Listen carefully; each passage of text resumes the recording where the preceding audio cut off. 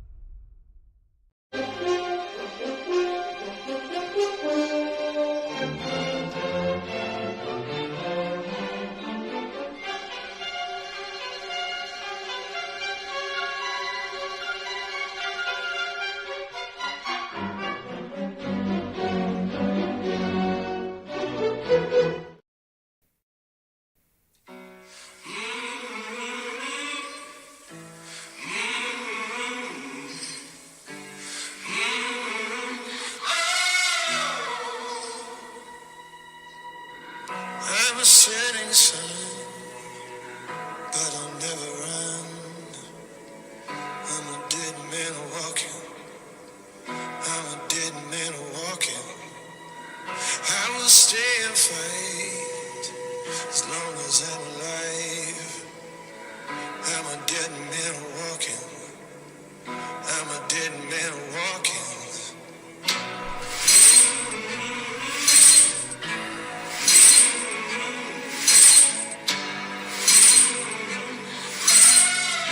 Till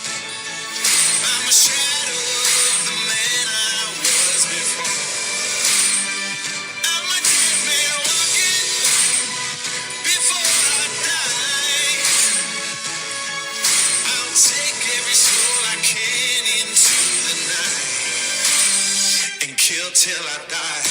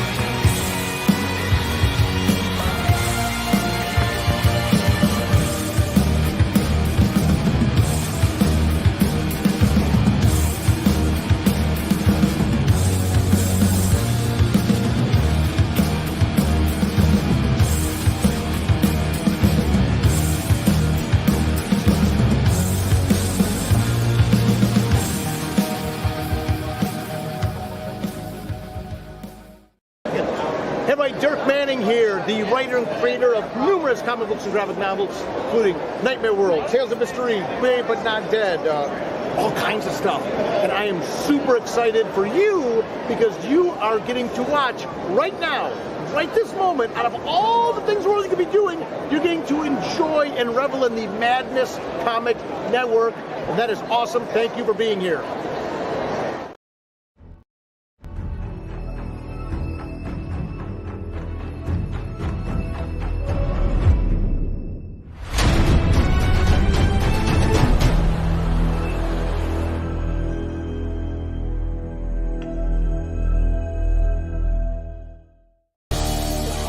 The Madness Comic Network and comic-related madness proudly presents Madness Tuesday Morning Brew.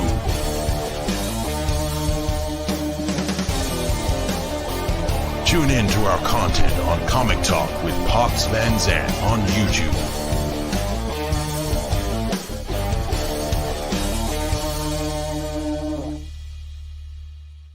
Good morning, everybody. It's Tuesday. I am back live.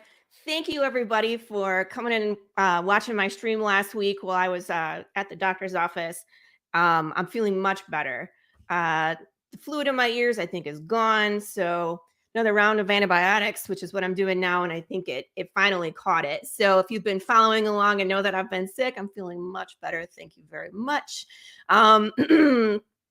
I want to give you guys some updates and show you something special today before I bring in our guest, who I'm super excited. I hope you guys brought your coffee today because, oh my gosh, we have so much in common. I can't wait to get him on screen and ask him all the questions. So, but Path of the Pale Rider, I don't know if you guys noticed, our shirts are in. We're so close to fulfilling. We're just waiting for a few more color pages and then it's going to publish. Hello, thank you. And if you're my publisher who's listening, we're almost done, I swear. Hi, Chris.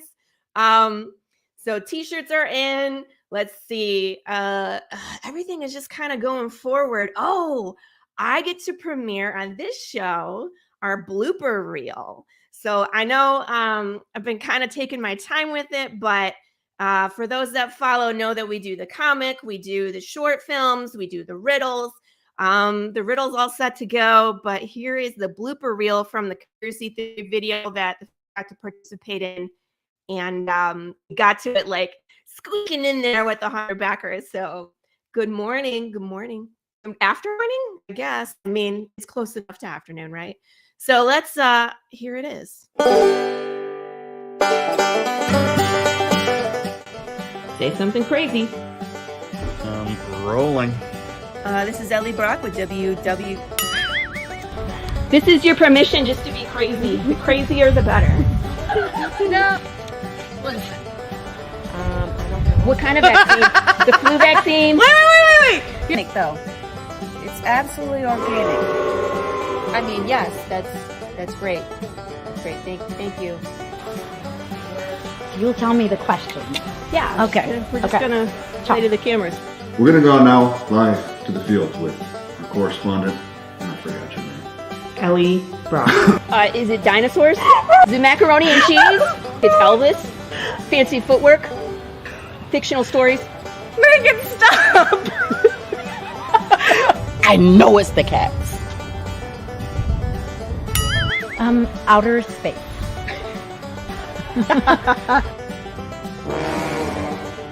Cut. We're gonna go. I'm Lewis Brock, and today we're going to be... Lewis Landon.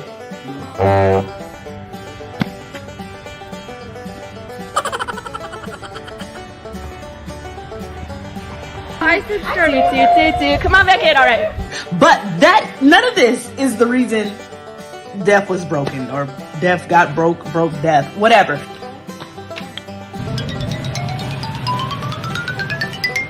The butterflies did it. No, start over!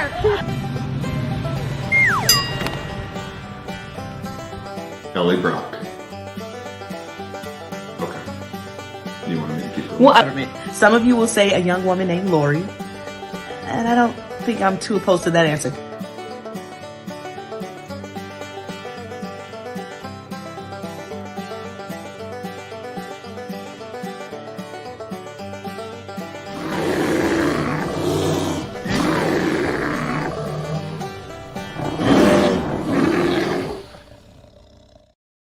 there you have it. As you can see, we have a lot of fun when we make these short films. So think about being in the next one. It would be a lot of fun. You can always you can email me your video and I can include it. So yeah, I have a few spots open. Next short film is actually going to be a little different. It's going to be a horror film. Dun, dun, dun. So we'll see how it goes. But if you, the people that weren't in the blooper reels, probably because you sent me your film, and a lot of times you're already sending me edited film, so there wasn't any bloopers. But I hope you enjoyed the new commercial. I got to pull some of the video from that into the new commercial. So yeah, that was a lot of fun. So I'm going to go ahead and bring in our guest. He's from my stomping grounds in Michigan. Never mind. I'll just bring him in and then him and I will talk about like our history and all that good stuff. So welcome to the show. This is, I'm going to say your name, and then if I say it wrong, please correct me. Oh, it'll be slaughtered. Don't worry about it. Go for it. Is it Fergel? Well, it would be if you were my mother and I was in trouble, very much so, because it is an Irish African name, as I like to comfortably say over and over again. I was Obama before he made it cool. My mother is from Dublin. My father is from Ghana. And I'm one of 6 brothers. And I'm the one with the name like Fergel. My brothers are all named Jeffrey, Jonathan, Timothy, Stephen, and Jeremy. So, what the heck, man? Are you for about... I'm actually the second oldest. I get that question the second amount, besides where the eldest Fergel come from. So those are the 2 top questions I get. And then I get to go into the Obama before Obama thing. I was thinking Fergel actually sounds like a really good Hobbit name. It is, or it's both a noun and a verb. You can actually say, I stubbed my Fergel. Let's get the Fergel out of here. What the Fergel? I'll have a Fergel hold the Mayo. And when I was in the Navy, it was Fergmeister. And there was so many things going on for that name. It's a very much a noun. The worst period of my life, though, was when Fergie decided to make that song Fergalicious. I actually wrote multiple letters to her asking her to stop making that song. Because everywhere I go and I say my name, they would say, and I say, but I'm not delicious. I'm really not delicious at all. There's no deliciousness here. No. That's so funny. So for everybody that's watching, Fergel is actually a comic book store owner. And he is located in Livonia, Michigan. And he and I have the same kind of background where we used to be bankers and then had some kind of epiphany that sucks. And do something that you want to do, which ended up being comics for the both of us. So it's slightly different, but I want to talk about like your journey and like what happened. So where were you? How long were you a banker, and where were you? I started that career as most people, as one of the soulless demons of Manifesto about 23 years ago. And I say that with all good intentions, because I really did start with the best of intentions. And I think all bankers, we all come out with this idea we're going to help people, and it never really actually looks that way. It was a great journey. I started with Bank of America. Before that, I was a financial advisor, did extremely well. Went over to when my mom passed away, unfortunately, I went into banking about 14 years ago, and started at Bank of America as a small business banker. Was recruited. We lived in Atlanta. We're like most Michiganders, like yourself. We moved away. We got out of Michigan. We're like, I'm not actually in Michigan anymore. So yeah, so I hear you. it takes a lot to pull you back, but once you're back, claws will stay. You'll never. I don't want to come back. I hate the cold. We actually have no snow on the ground right now. What degrees is it right now where you're at? Probably about 45 today. Oh, that's actually nice. This is global warming working inversely in Michigan right now. I'm in Texas, and it's going up to 72 today. So I'm not complaining. Not at all. Moving back. Except when your pipes burst and you're across your entire house and there's like waves of water. When it gets to be freezing, people here don't know what to do. It's a little comical, but then it's like, this is what it's like, and this is why I don't live there. So for sure. So yeah, no, I did all the moves in banking. I mean, I moved my way up from small business to a middle market banker. I'm blessed that I got to do 5 years in DC. Was recruited to SunTrust and worked literally a mile and a half from the White House. So I got thrown into one of the top 3 banking markets in the country besides Chicago and New York. And I was in there, and it was like, you had to run or die. It was the only way to describe Right. that. You either ran or you didn't go anywhere. Moved back to Michigan.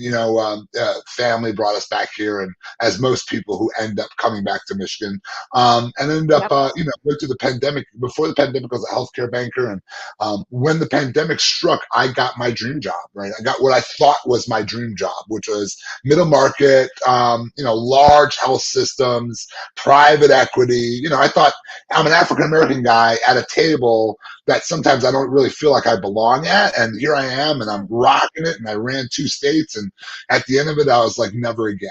I just, they wanted to move my role to Indiana, and my wife was like, if you move to Indiana, you move without us. And I was like, okay, we can't do that. I've had enough, sir. Yeah, she threw the I think of it like that one movie where they're in the head. She put the foot down. Yes. She's not very often to do that, but I can see in her head the gears and the little red hair coming up. The foot is down. And even my son, he heard the foot for another room. He's like, Dad, the foot's down. So I took the approach, understand, kind of like the Pale Rider, walked away from that one. Yeah. We said no. Comics was a weird journey. Actually, when so they wanted to relocate my role. What happened, though? Did something happen? Yeah, so they relocated my role to Indiana and said, they basically, the whole idea of life and love and liberty. And then, hey, we want you to move to Indiana. You've got a week to decide. If not, we're letting you go. That's all there is to it. And so that's what they basically did. We're going to Indiana. So after that week passed, and I said no. They did give me a great severance package. And when I got home, and this, in all seriousness, I was pretty bummed out about it, because this was supposed to be my dream job, and I thought I'd worked so hard to get to this level. And my wife was, she's actually the one that gave me the inspiration. She said, I would rather you die on your feet than live on your knees. You've not been happy for a lot of years. The job is so important. My husband has worked for some really great companies and some really terrible companies. And it's like, especially when you're head of house. Yeah. And if you're unhappy, it changes the dynamic of the whole house. Mm-hmm. You know what I mean? Mm-hmm. So it's so important, and I'm glad that your wife kind of like helped you realize. She pushed me over to it. I wouldn't have done it. I wouldn't have put it all. Make you happy instead of what will make us a ton of money, because money can't buy you time. Money won't buy you time with your family, and it won't fulfill you. And it's interesting. My mom once told me, God rest her soul, amazing woman, if you chase a dollar, you will always end up back in the same place. Yeah. It does not matter how far or fast you go. If you chase the dollar first, you will always end up back at the starting line. And I never understood how important that was. So, long story short and long story long, she inspires me. We get to the idea. God is in our path. My faith is so critical to me. He keeps laying down these tracks for me. And even Gothamnightcomics wasn't the original name of my store. I can tell you the original name of my store was Super Friends Comic and Collectibles, which is a mouthful just to say. And then just the name popped into my head. I'm a Batman fan. Like, I live and breathe Batman. And so, everything laying out. We even from our store location, it kind of we had went to look at 20 buildings, and as a banker, I kind of had my banker brain on. Found this barber shop that this guy had, unfortunately opened up during the pandemic, completely built out. Nothing needed to be done with it except for some new paint, and it had stalls. And we figured out a way to create a flow to our store using those stalls. It worked. And so we set out with a humble goal to change the game, to provide a visually innovative experience. The whole concept is to take comics from, and I've been comic loving for 30 plus years, but what I hated about it was for my wife, when she would go buy, and I hear this all the time, she would go to buy comics, and she would go to purchase things, and she'd walk in and flash money, and people would just say, go over there, and she'd feel so bad because she'd never know what to get me. And so she'd end up getting the gift cards or just giving me the thing, and I'd fill her gift cart, and so she could, end up knowing she would get me something she liked. So we wanted to change that. We're all about creating super moms, super spouses, super grandparents. We take the experience to make it incredibly personal. We take you through the journey. We believe service first in everything we do. And because I can't win against the other comic stores. There's just they're bigger, they're more well funded than I am, but what I can do is offer items that they don't get. So I partner with a lot of small local suppliers on Etsy, through Michigan, and just offer items that you're not going to find in other stores. Unique pieces, unique things, like our custom graded comic stands, like our custom 3D printed magnets, our unique comic shirts, our Lego minifigures, it just goes on and on. The rare and vaulted Funkos, our signature signed Funko series, our limited statues. And then it's amazing what happened. Since June 4th when we opened, and God bless my wife, she had a heart attack a week after we opened, a massive heart attack. And so that was awesome. Like 5 days after I opened, whoop, there goes the heart attack, which is natural. You can't control it. It happens. She's doing amazing. But we got her back to normal. I was able to support my wife, my son, myself. And in 6 months, we've gotten over 125 5-star reviews. We've been featured in the Detroit Free Press. We've been featured on Go Collect as one of the most innovative stores in the country. In Michigan. A couple other websites, and most recently, what you're just flashing up there was Jay Towers.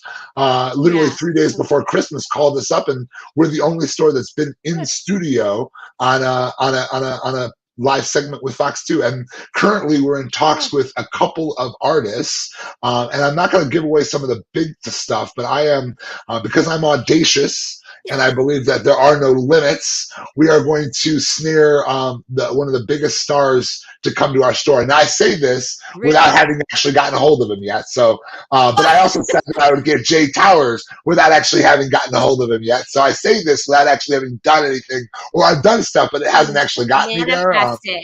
I'm manifesting the destiny, just like I'm telling you that, mark my words, by the end of this year, we are going to win the Will Eisner Award for the most innovative comic store in the country. There's only one other store in Michigan, Vault of Midnight. They took 6 years to do it. There have only been 30 awards given. It's actually more exclusive than an Oscar, and we are going to win that award. Challenge accepted. Like, I would really love to see you win. I'm really, people, I don't know if you can see some of the cool stuff in this store. I always have this line stuck in my head: be yourself. Unless you can be Batman, then always be Batman, right? Always be Batman. Sorry, you just threw it out there. I had to go with it. Right, you have to go with it. But I love the interior of the store. I'm looking at it, and it's like having the blue on one side and the yellow on the other. So it's not only Batman's colors. It's really just, and the gray in the middle. It's either you're a Michigan fan or it's a Batman fan. Right. It's beautiful. And you'll see custom posters. Eye-catching. Absolutely. Like you said, it has a good flow where people can kind of come through and browse. I feel the same way sometimes. And I'm even, I'm a comic book fan and writer and artist. And when I go into a comic book store, a lot of times I'm just overwhelmed. Like, I don't know where the things are, or it takes me a minute to kind of like walk around, and they're always like, how can I help you, and I'm like, I don't know. Like, takes me a second, like I gotta go walk around, right? You feel nerd lingered, and my wife has often felt nerd lingered, where she feels I've had more women come into my store and say, gosh, thanks for not making me feel lechy, thanks for not giving me and I get it, nerds are nerds, right? I've watched enough Simpsons episodes to know what that feels like. But at the end of the day, we just customize it. We take the experience, we really focus that idea that it doesn't matter where you start. Two things I'm really proud of: one, we get more little kids in our store than any other place around, because we're introducing people to reading, and I have a 14-year-old son. I'm very passionate about this. Two, moms and superheroes. Christmas was amazing. I got to help so many spouses that I know, and I say to them, listen, when you get that, when they open it, please TikTok that video and send it over to me, because that's what I love to see, is that reaction, like, how did you know? Where could you find it? Because someone helped you to get there. And not, and I'll say my mom, I'll say my wife, I'll say God, but it's always about being of service to others. It's never about being of service to yourself. Well, and it's that, and passing it forward, paying it forward. You know what I mean? Where it's like understanding where you are, how you got there, and the people that helped get you there, and then paying it forward to maybe those people in any way, shape, or form. You know what I mean? Good morning, Jorge. Just to pass it along. People are really enjoying you, sir.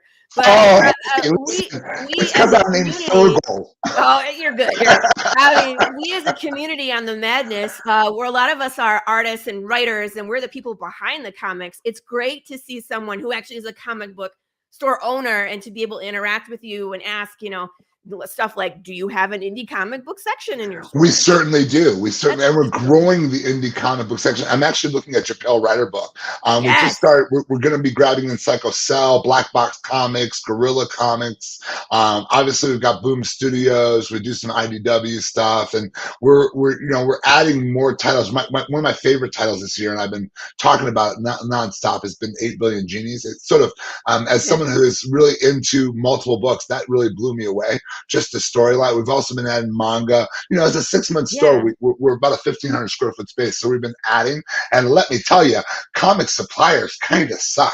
Now I know why. That was not. And I'm going to just say it out loud, right? I know that Luna and Random have gotten a lot better, but boy, Diamond has been a struggle. When I opened up an account with them, having been a banker and say, hey, okay, I've got my account open up, let's do this. They sent me like 10 spreadsheets, and I was like, what am I supposed to do with these?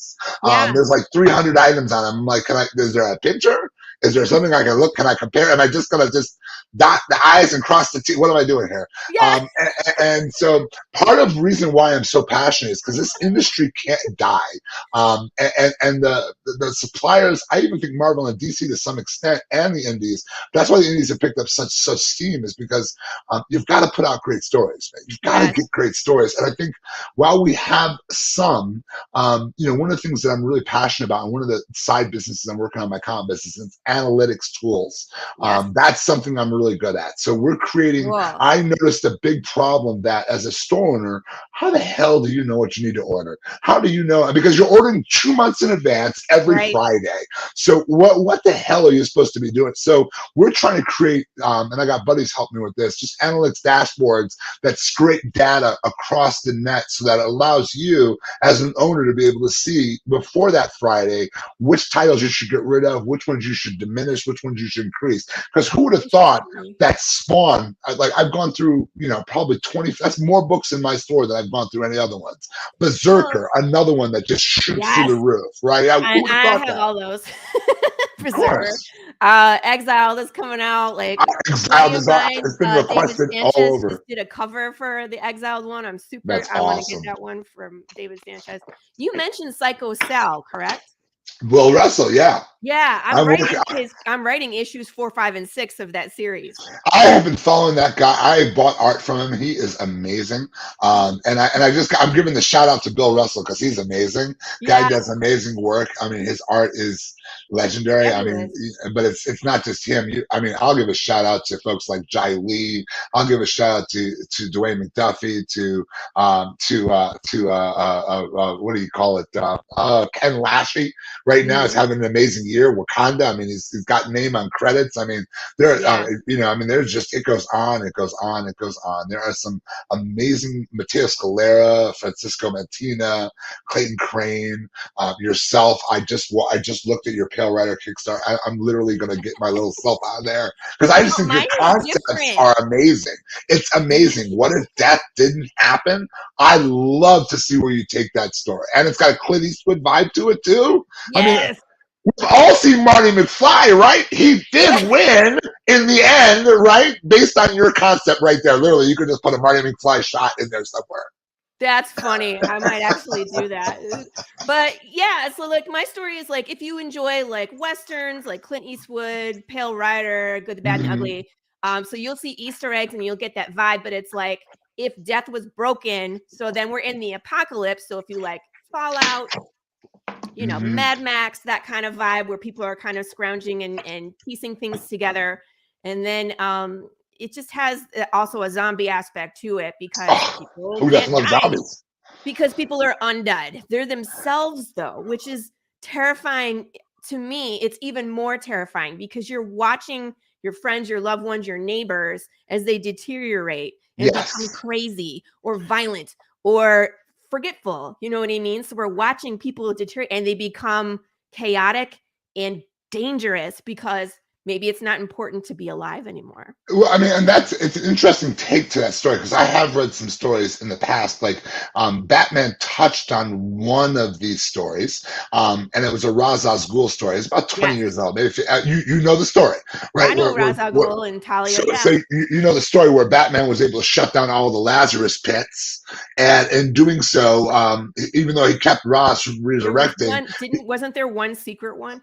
Well, there was one in the Batcave. In the end, it ended up being one in the Batcave. But what he did shut, the dead wouldn't die, right? It turns out that the Lazarus pits are more than just bringing something back. They're like the Earth's exhaust pipe, and they need to have an expelling. So just this idea that you're taking it much more humanistic, and so it's you know, they've done The Walking Dead. We know what Munchers. We've done all of them. I mean, I think the movie with Mark Zuckerberg and my man Woody Harrelson, that was great. And I say that was a great Zombieland, because they gave us a great manual. I actually wrote stuff down. Bill Murray in that movie was so he was hilarious. And then they freaking killed him because he was like, what the hell? And he was too realistic.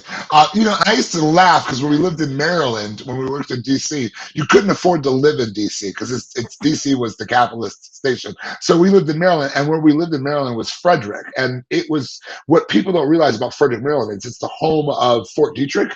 And in case you guys are wondering, that's where the zombie apocalypse will start, is Fort Detrick. So at some point, because that's the only stage 4 and stage 5 bio lab in the country for military experimentation. So, and they've actually got one of the buildings in the thing is encased in like 7 feet of cement because of something they don't talk about. Everybody in Frederick knows this happened back in the 60s or something. So I don't know what's going on, but when the zombie apocalypse starts, you don't want to be anywhere near Fort Detrick. I was going to say, in The Walking Dead, didn't they go to a lab in DC? It was like season 2 where they got stuck in there. Yeah, wasn't Fort Detrick. I don't know what it was, but I was like, I think that's what they were trying to say. So it's like that kind of stuff is so interesting to me, and that's like I researched that stuff and put it in the comic. Yeah, that's awesome. So I have my comic, right? But I also like on the back of every issue, I write riddles. You do? Yeah. So if you can I'm going to try and do the riddle. I do really good at bad dad jokes, but what is your riddle? This one you have to figure out how to find the riddle first. So I got to find it. Oh, I'm going to have to order me one of those books. Riddle. And then, but once you find it, it's instructions. It's instructions on how to find a group that's just for people who solve the riddles. Oh, then, wow. That just makes me want to do that even more. You know, you just now put a challenge. So like issue 2, it's written in sign language. So because Jude, my main protagonist, he can sign, but usually he's just signing to like swear at people unbeknownst to them. So the next one is in sign language. And that one, when you answer the question correctly, you have to email it to the Path of the Pill Writer info email. It triggers something where you get to interact with one of the characters from the story. Oh, come on. You are really, you are giving this, like, rabbit hole for people to fall down into where they can like interact with the story, where it's like, maybe like hidden videos on YouTube that will teach you how to hack some of the technology from the world, or like a website that if you solve the riddle will give you the password to hack into the thing and get secret government video of when the fall happened, stuff like that. I have this whole thing planned. That's so Hi, awesome. So there's that. I mean, and honestly, short films. So I'm going to be happy to say that I knew you when Amazon calls you up and says, we'd like to buy the entire series from you. I'm going to, because that's exactly what happened to Ryan Brown and Charles Sewell. So when that happens, and that's why they're on their 5th or 6th print of that book. So when they buy, because that book is so interesting. And again, you know, what I'm seeing is like, if we could go back, well, Marvel and DC, and I know DC, God bless them. I know Marvel's got a lot going on. You know, I also stay in tune to how they're treating artists and how they're treating people. And, you know, they've got some great value values, and I think they've got to remind themselves that artists and art needs more attention. Again, these aren't just escapes. I mean, my final nail of inspiration for this store, before we signed the lease, and my wife and I were kind of going back and forth, and we're thinking, is this what we want to do? Is this smart? And we went and we saw Spider-Man No Way Home, and it was that when they all came out there and they were there, and that collective release that you heard after 2 years of being in prison. Now, I happen to be someone who was in that prison knowing what was going on because of what I did. So when you lend a hospital $1 billion, they're gonna tell us stuff they're not gonna tell the news. So we learned a lot more. So it just really laid out to me that this is what the world needs, and the world needs a nerd haven, a place to allow you to to hang up all your BS about your politics, your BS about your life, your anger. And I tell every customer, I don't care if you buy something, as long as I made you smile. I want to be the nerd cheers. We want to make sure that you can walk in there and just be like, hey, Norm, let's have a conversation. They call you Norm? No, I actually ask people to test my comic knowledge because I'm widely varied. I am the guy you want to phone. I am the guy you want. Now, I would say I'm working on some of my independent, but if it is across Marvel, DC, or Star Wars, there is not much I don't know. That's awesome. There's people in this network that would love to challenge you. I was going to say, oh, man. There's like a show off. I may have put the gauntlet down at this point, and it's just going to start happening from this point. That would be a great show to be like trivia and like talk about like the golden age comics, the history, and like I went into one of our Saturday shows, Doc's Coffee Shop. They usually do some kind of like comic history in the show as part of their segment, where Tanner Hurley will come on and he will talk about like, this is what happened around this time, or this is this person that made this happen, or you know what I mean? So it's like, it's educational as well. So it's really cool. Absolutely. Where it's like we as a group get to learn a little bit more about the history that brought us to where we are, and it's like the rules or the colors or what changed in print standards, all of that stuff. I think is really interesting, Absolutely. So we hear the rules and how we learn to break them all is it's like music. It's like music theory. You learn all the rules. You learn what Bach taught us, and then we break all the damn rules, right? But Yep, and I think that again, as our world seems to turn itself into a place where, everyone's afraid to say anything, or it's always just this or that, and then there's these speculators, which I think, God bless them, they are still killing the industry, and I think it's a nose to spite your face thing sometimes, because they don't always understand that other than the top 100 grails, if we don't, people's kids do not want to keep the collections they're inheriting from parents. As a retailer, I see more often that collections do not go third and second generation. And I know for me, I've got a 45 box collection. My son, I'm teaching him about them. It's not just, hey, here's 45 boxes of books. I'm letting him go through right now and pick out books he loves and creating separate boxes for him. This collection is about trying to create a longer term vision. The movies, and I think also, retailers have to do it. And there are some, there are a lot of great in my area. Let me not be clear, like the State of Comics, Big Ben's, Time Travelers. I grew up on Classic Comic and Collectibles. You're an old school Michigander, you'd remember that shop, 7 and Middle Belt. They are great shops. I just think that what we're trying to do is just be that shop for whether you're the hardcore collector, the beginner, or the middle. We're going to give you those unique pieces and those unique things and that experience that's going to help. And I think recommendations matter, right? They really do. Helping people to find their stories and engaging someone to a point where they'll take their guard down for 15 seconds. I tell everyone, if I can get you to get your guard down, we're going to be best friends. Right? Well, and it's important to take recommendations because a lot of times people don't know what's out there. And like you get to see what's in the store, your inventory, the history of the comics. So if someone comes in and is like, I really like Something's Killing the Children, but I don't know what else to read. From that information, you could be like, well, read this, or this, or like, go get a Pale Rider. We can talk after the show. I'd be very happy to send you some copies of my comics so you can have them on your shelf. because our issue 2 is coming out pretty soon too. So That's awesome. Anytime I can get my comic into a new market, I'm there. I think just given the fact that I have so many folks come in with Edgar Allan Burroughs books and John Wayne stories, I get a lot of my older customers are always coming in. A lot of people are starving for just different stories. Again, I go back to the Invincible Principle or the Boys. They're just starving for some unusual stories. There you go, right? And I think your story, after I did my homework before I came on board, your story is amazing.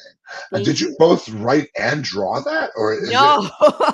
No, I'm the writer. I hire an artist. His name is Marco DeFillo, who is very good. So he does all the interiors.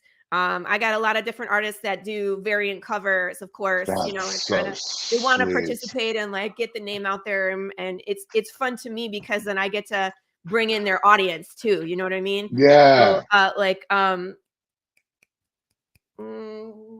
never mind. I don't have it at my fingertips. We'll just move on. But like anytime I can bring in like a new group to be like, hey, if you really like this artist, he did a cover for me. Check out his cover. Check out. I have T-shirts too of this artist. I'm looking at that one. Funny. This is Marco DeFillo's, and he's doing the American Sign Language for bullshit. Because Jude is super sarcastic. And then underneath it has spelled out in hands, it says POTPR, which is of course the acronym for Path of the Pale Rider. That would be one I would buy. I'm quite frankly, that would be one I would put that upon my shirt. It might not look as good on me, but I would still wear it all day. I would rock. I would rock that. My mom order it. She was like, I like the white one. I was like, do you know what it means? I'm like, you work at a church. You're not wearing that to church. I'm like, heaven forbid someone in the congregation is like, what are you wearing? So I had a second, like a PG one that one. So you get a black shirt. Sorry. That one has it's one of the covers. But I love this shirt, and Marco's art is amazing. So, that's amazing stuff. Yeah. And I was really excited for issue 2 that we could do color. And thank you, Charter Comics, for helping make that happen. Wow. So you guys have moved on. Issue 2's got color all through there, huh? Color, yeah. So issue 1 is black and white. Of course. Kind of a proof of concept issue. See what it looks like, see how it sells, see its opportunity, see if the story takes off. Well, and really it is, of course, I'm paying Marco to do the art. So paying him his page rate.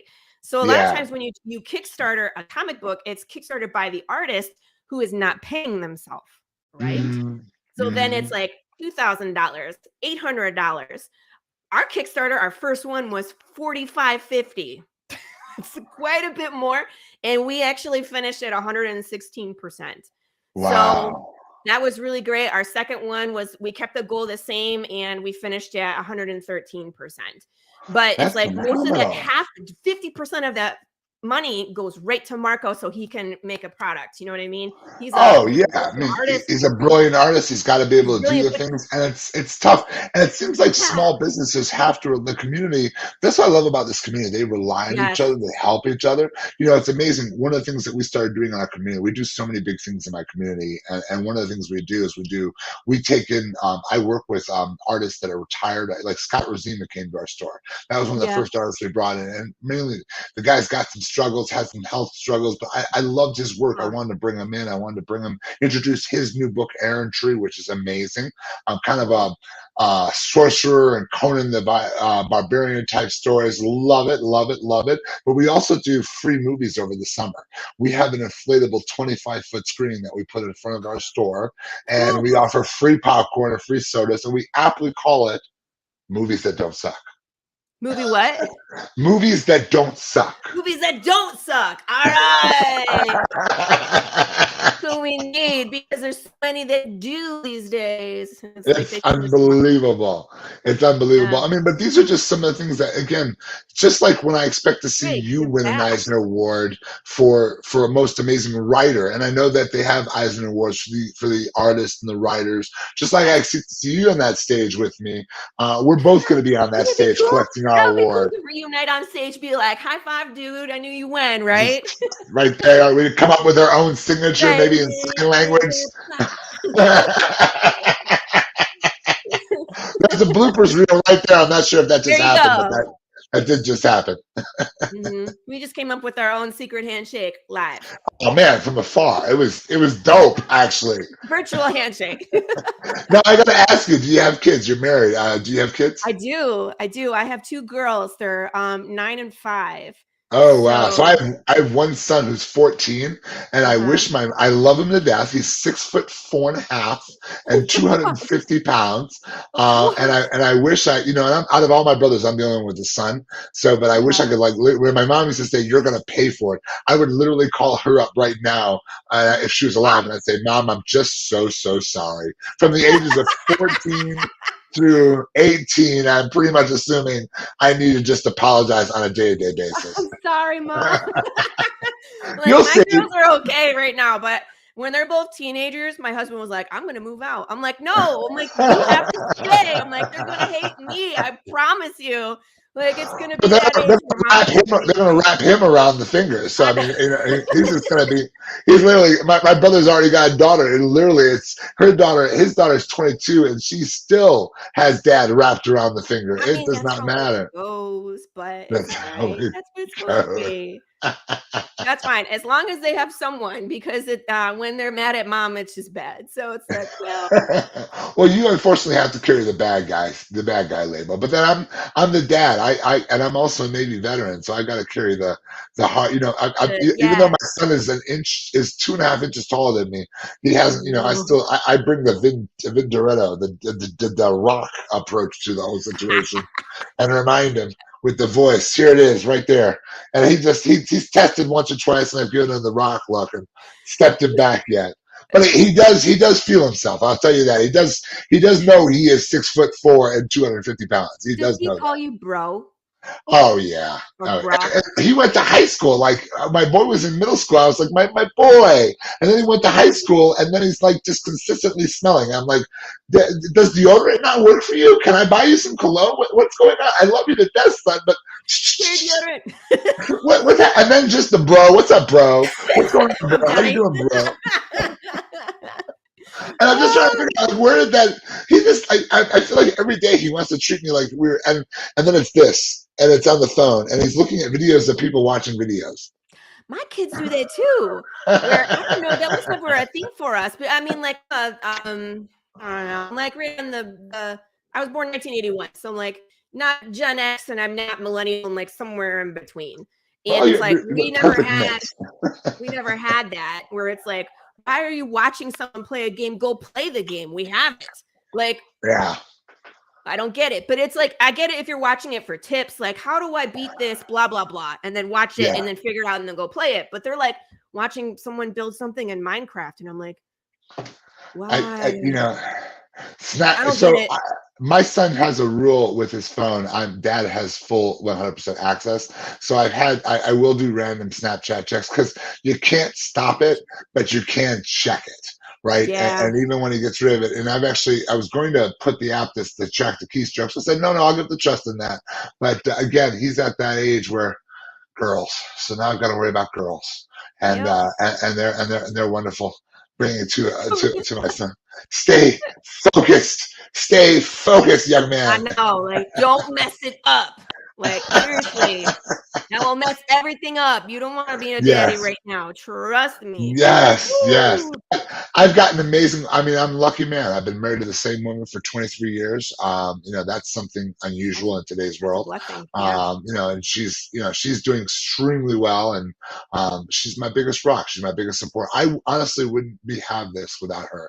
And it's hard for, I'm the nerd. She's not the nerd, right? She's the kind of person that would fall asleep during Thor. We'll be in the theaters. My son and I will sit next to each other in those comfy seats, and we'll look over and go, "Is mom crashed?" And then we'll snap photos and just let her sleep it out. Just as long as she's not snoring, She's not snoring, but she will crash it out. No matter how awake or how many cups of coffee she has, if it doesn't catch her attention in like 3 seconds.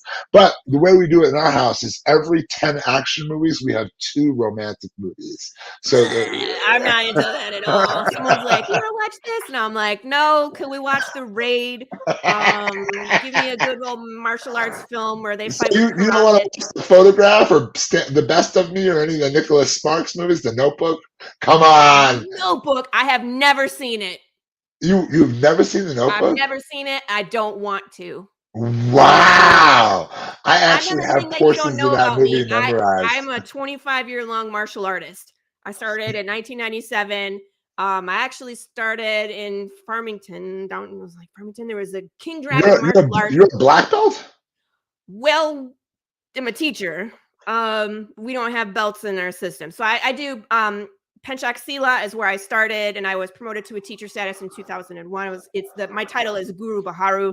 And then right now I'm in Dallas area and I'm training. Wait a minute. You're a martial artist, a comic writer. Do you happen to play a musician, a music? Because are you a surgeon? Because at that point you are going to be Buckaroo Banzai.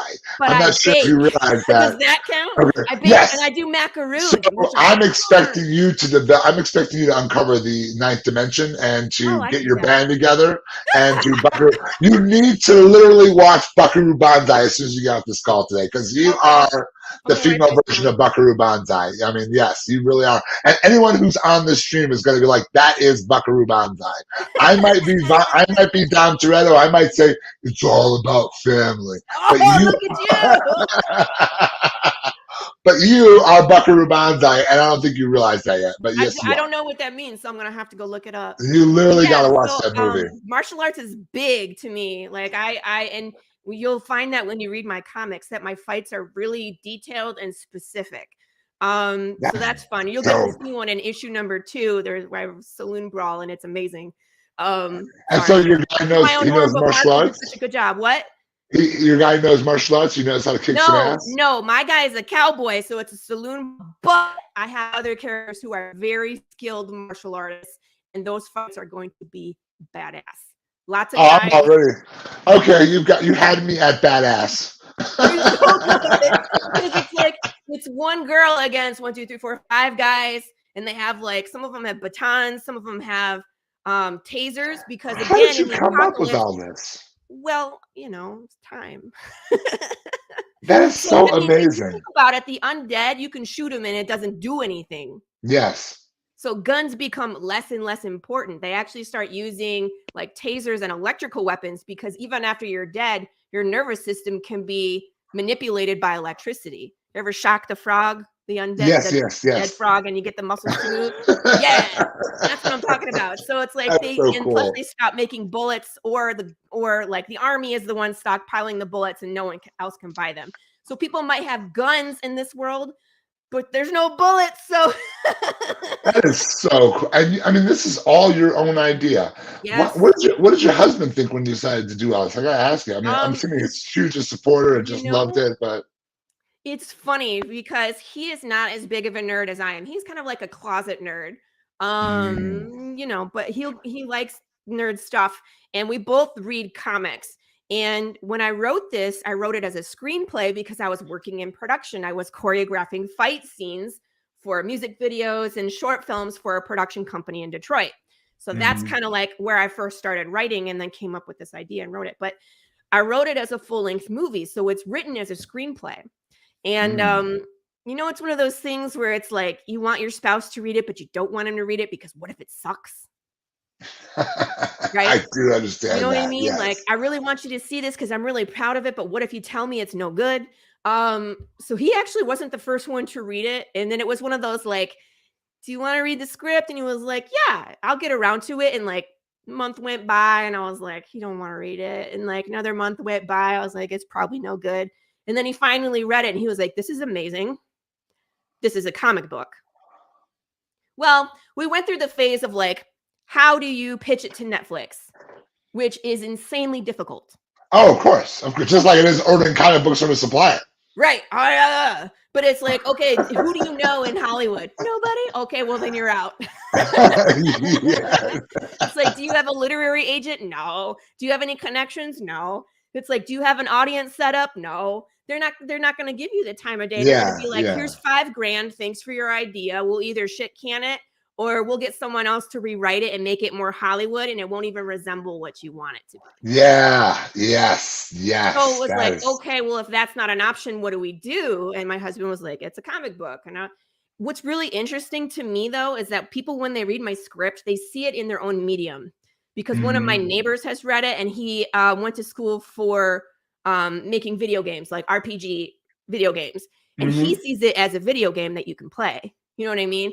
So Which people actually, because my brother works in movies. He actually worked on the team. Yeah, I mean, so he's the chief academic officer for Key Code Media. Lives in Hollywood, has dreadlocks, wears really tight pants, eats cheese, wears scarves. Very much a Hollywood guy. Love him to death.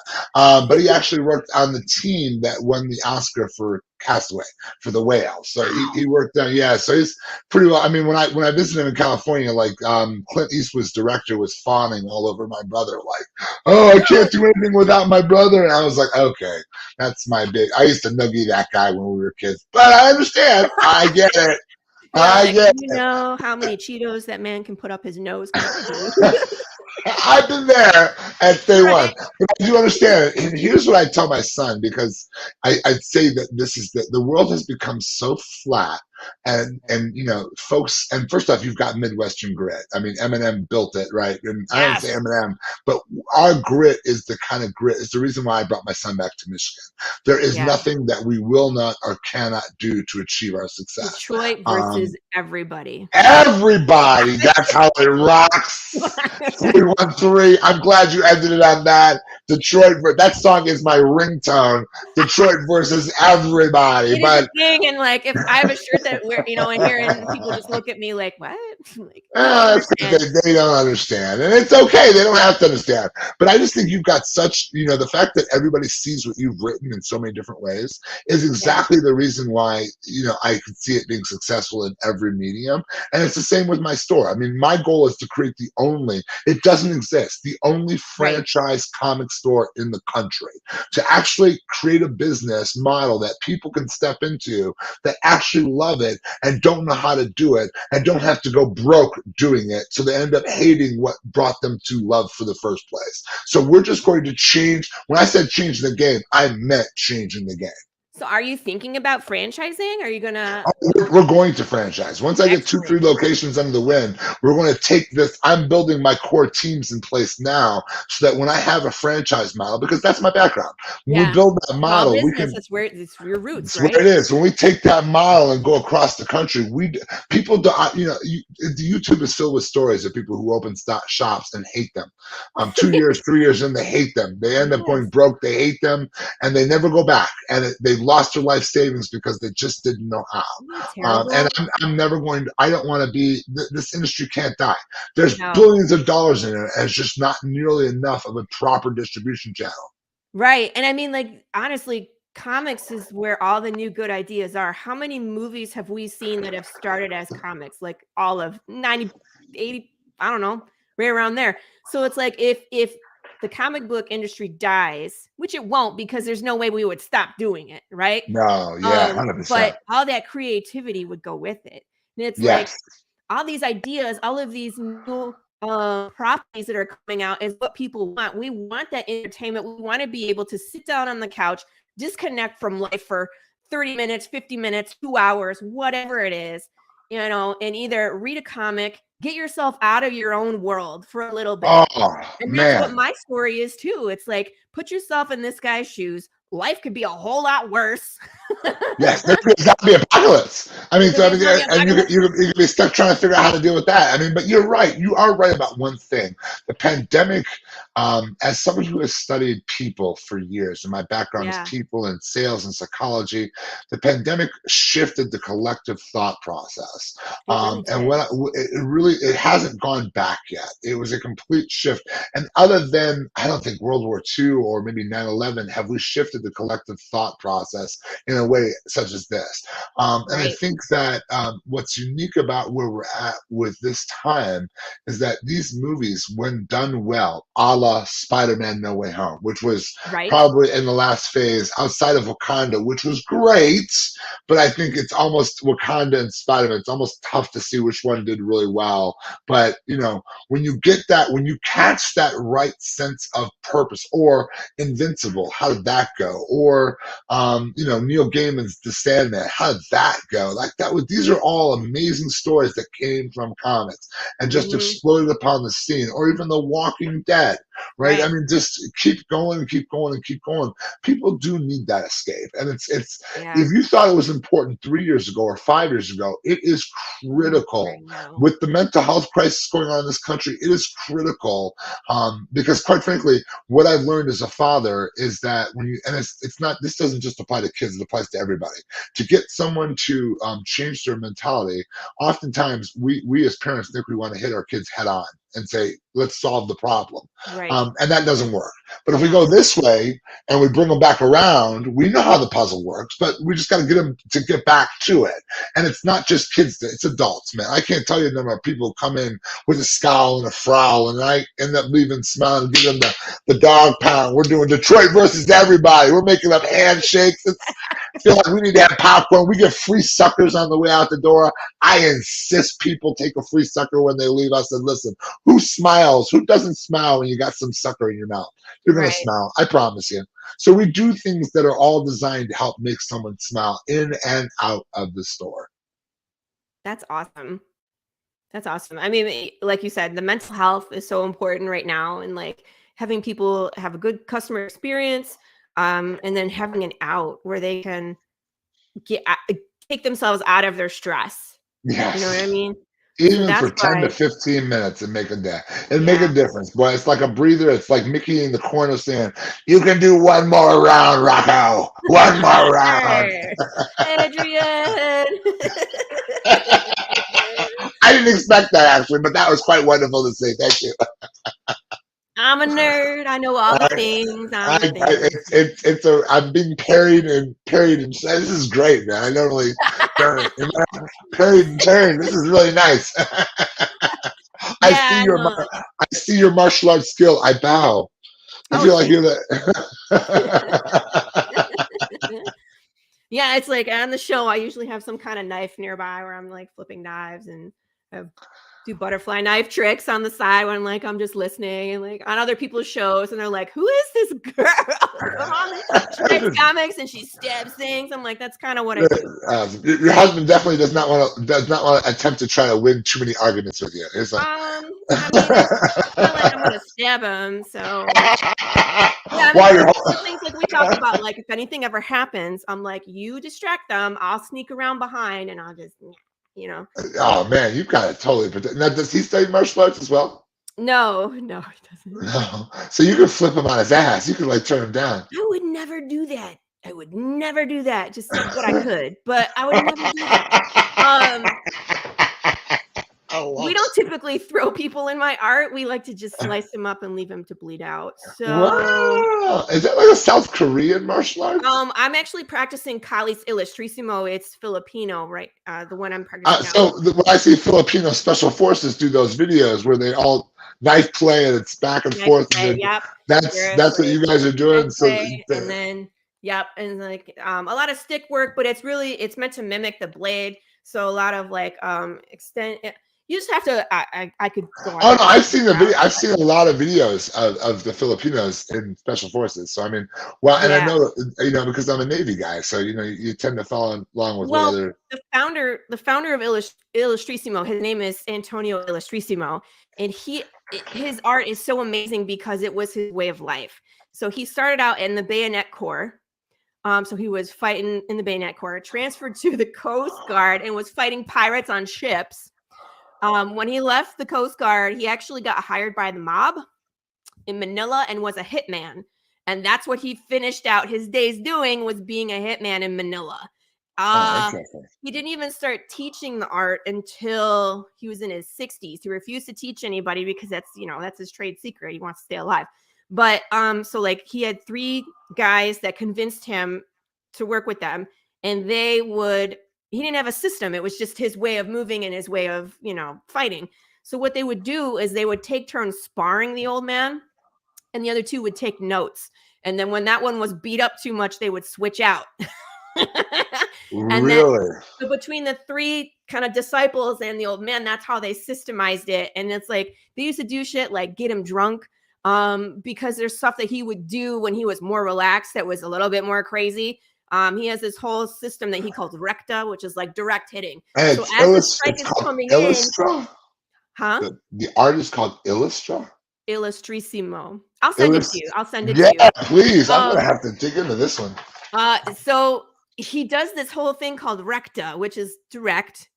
So as the strike is coming in, you strike and you hit them and they miss you. So there's so much, it's so interesting because there's like combat geometry. So it's like, where do you put your feet? So as the strike is coming in, it misses me, but I can still reach you and strike.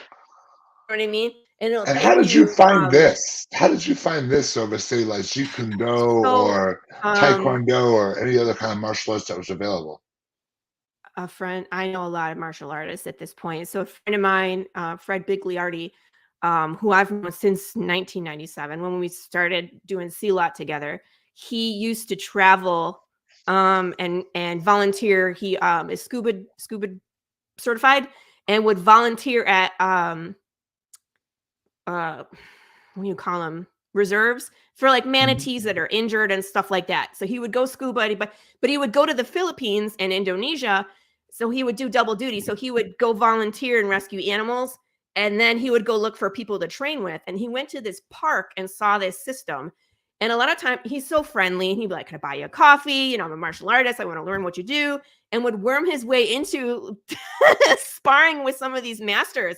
And he said that when he sparred with his master Tony Diego, which is one of Illustrissimo's 3 students, that he couldn't even touch the guy. And he'd been training for 15 years at this point. It was very good. Like Fred is probably one of the most dangerous people that I know on the planet. There's him. And then of course, my teacher, Guru Vico Perrin, who they're just so dangerous. And you would never know.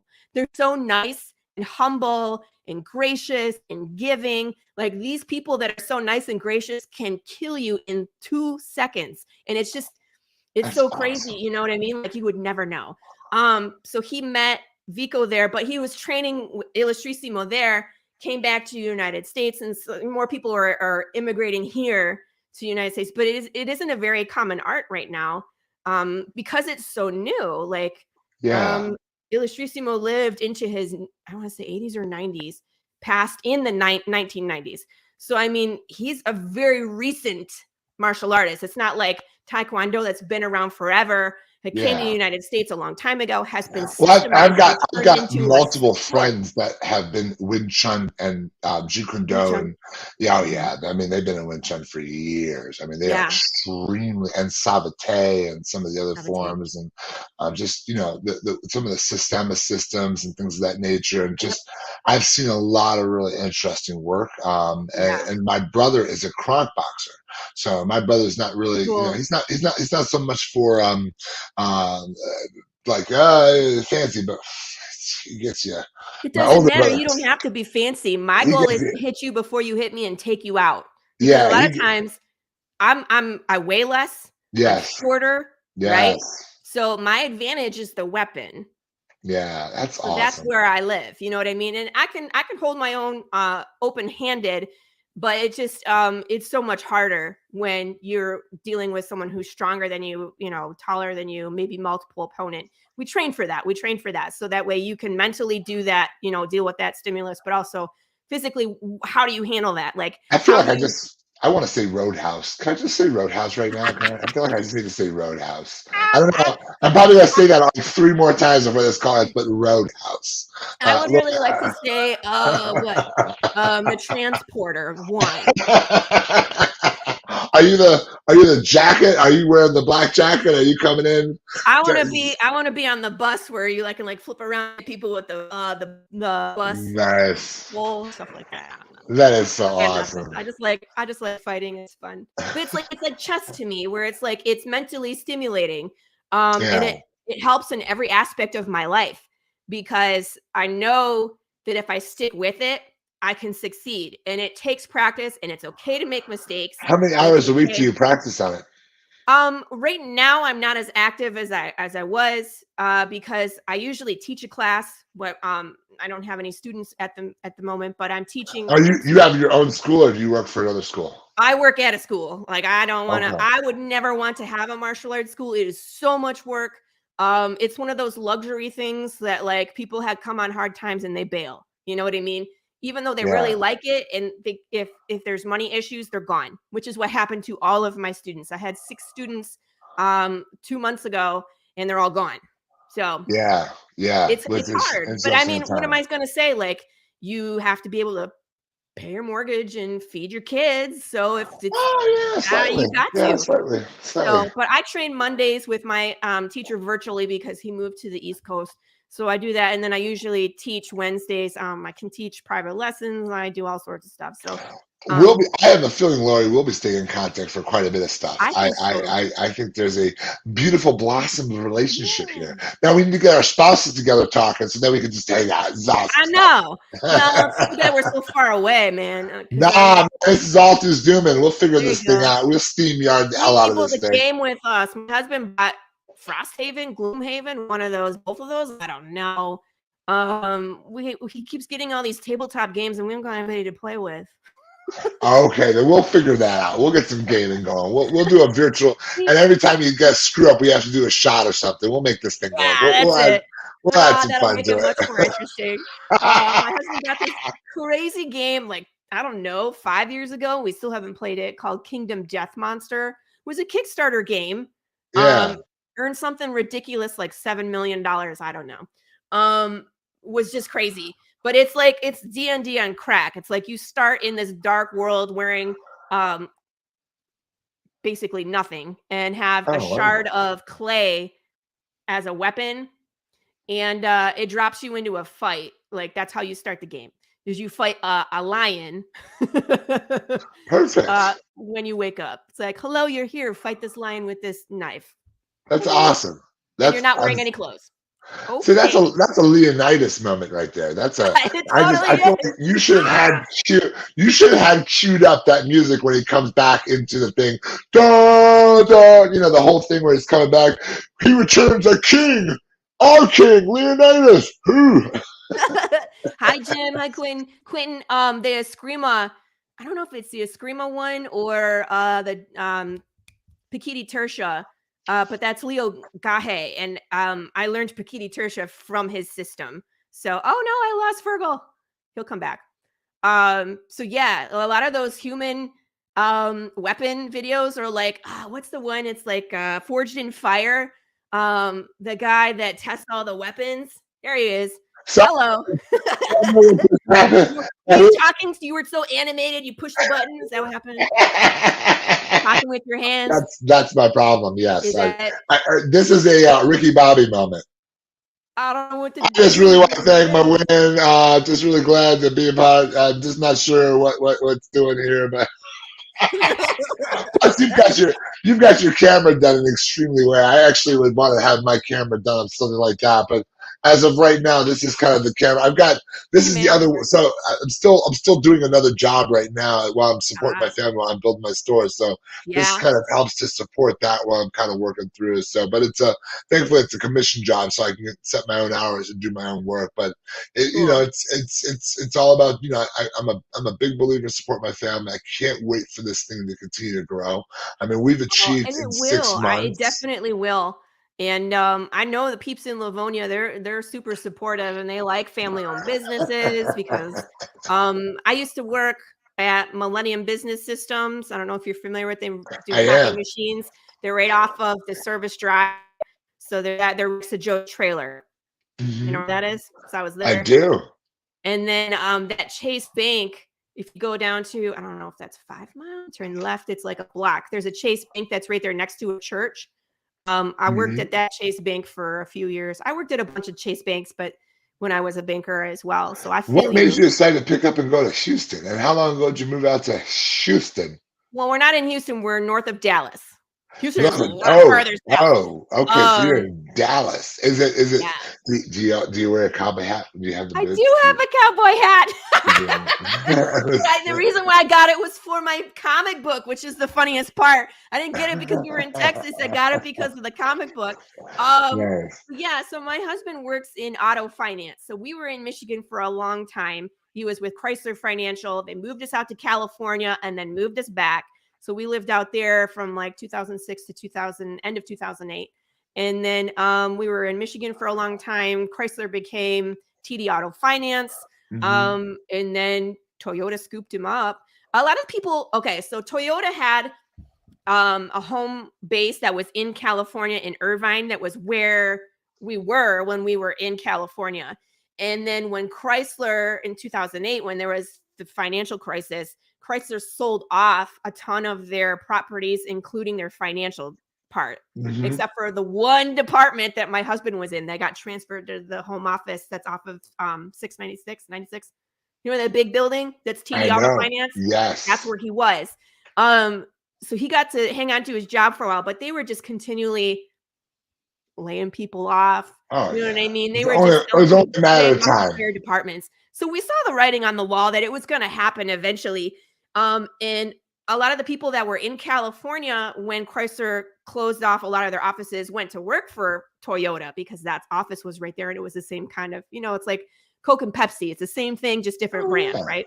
Yeah. So when Toyota built their giant headquarters in Texas, it's in Plano, a lot of the people from California got transferred there. So my husband knew people from Chrysler Financial that are now at Toyota Financial in Plano.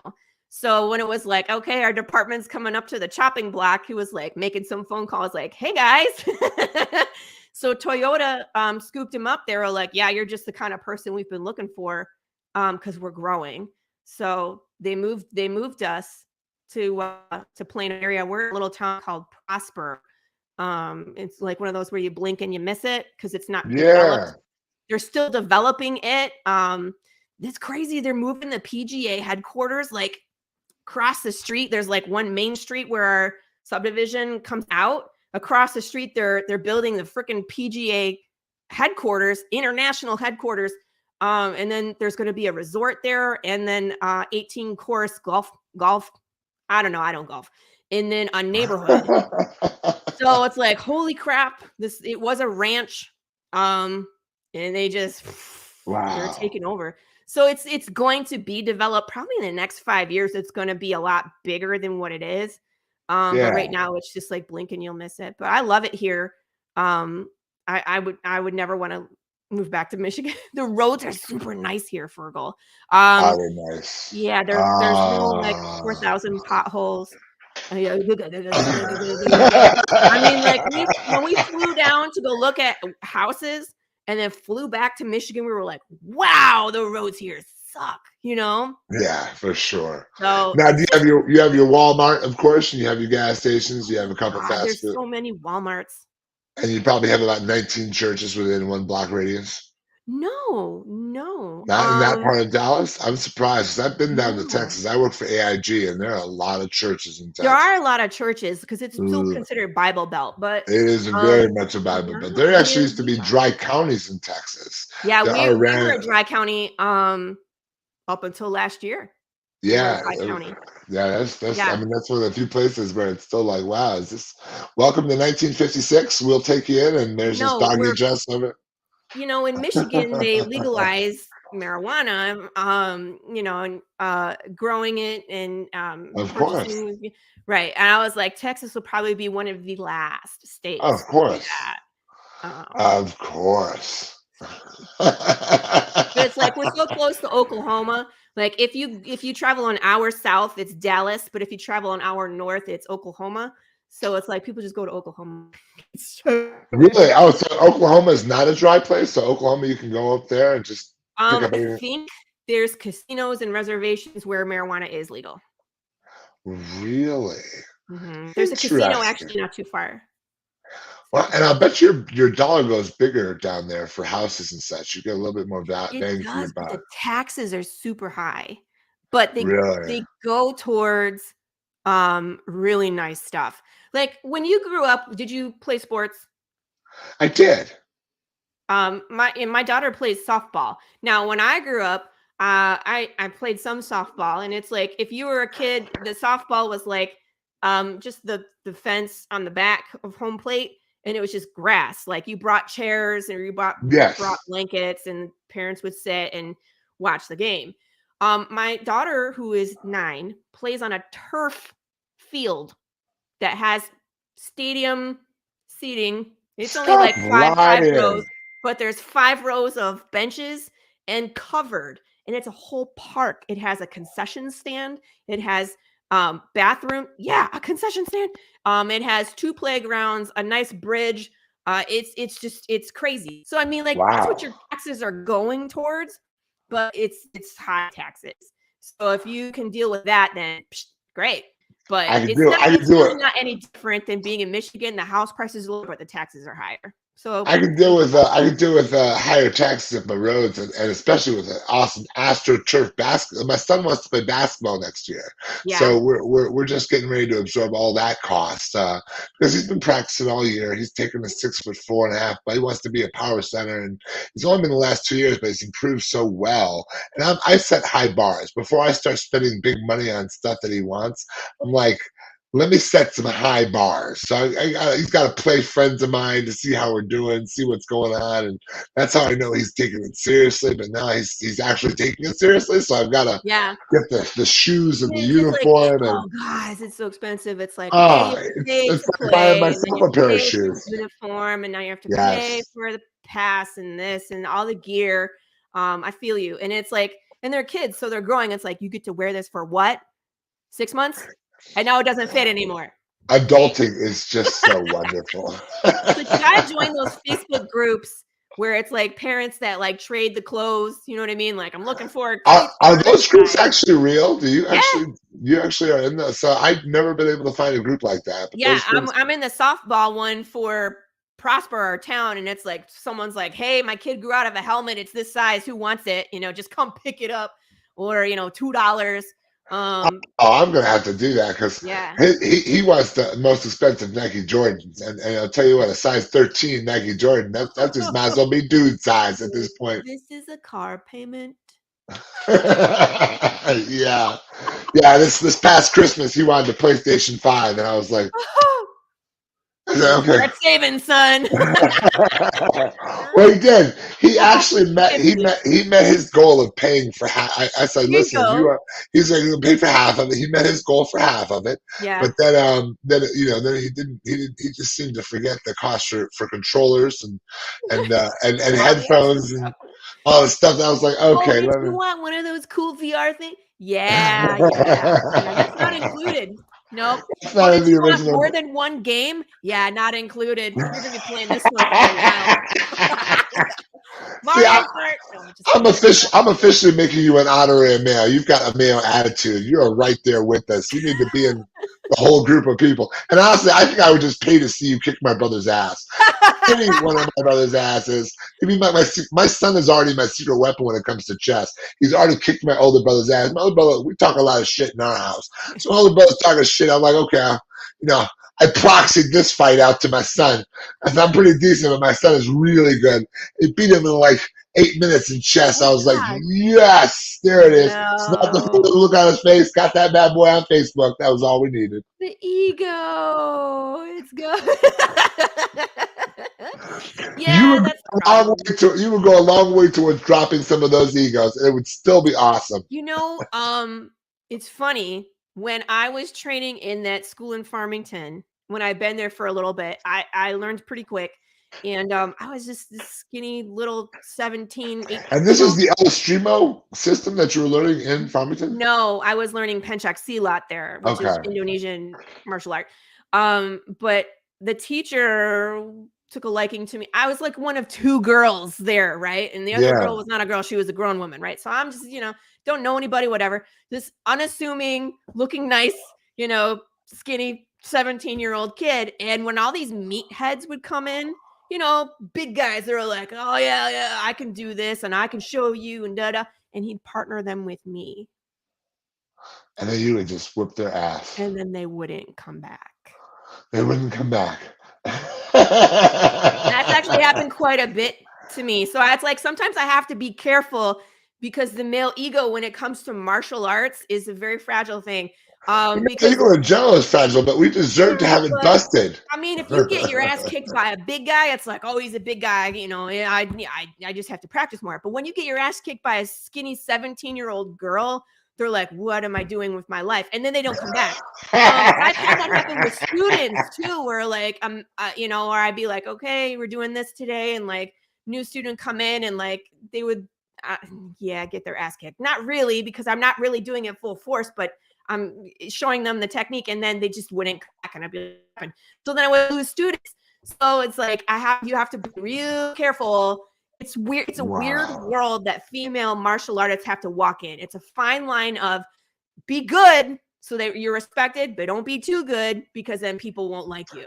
I say go all in and go round to Rousey and end up on a movie, end up on one of the Expendable movies, because that's where you need to go next. I was doing that. I was choreographing fight scenes. If you go to my YouTube, you can watch our short film called Catfishing, where it's myself and two guys from the fight team that we did like basically like a short resume, like a reel.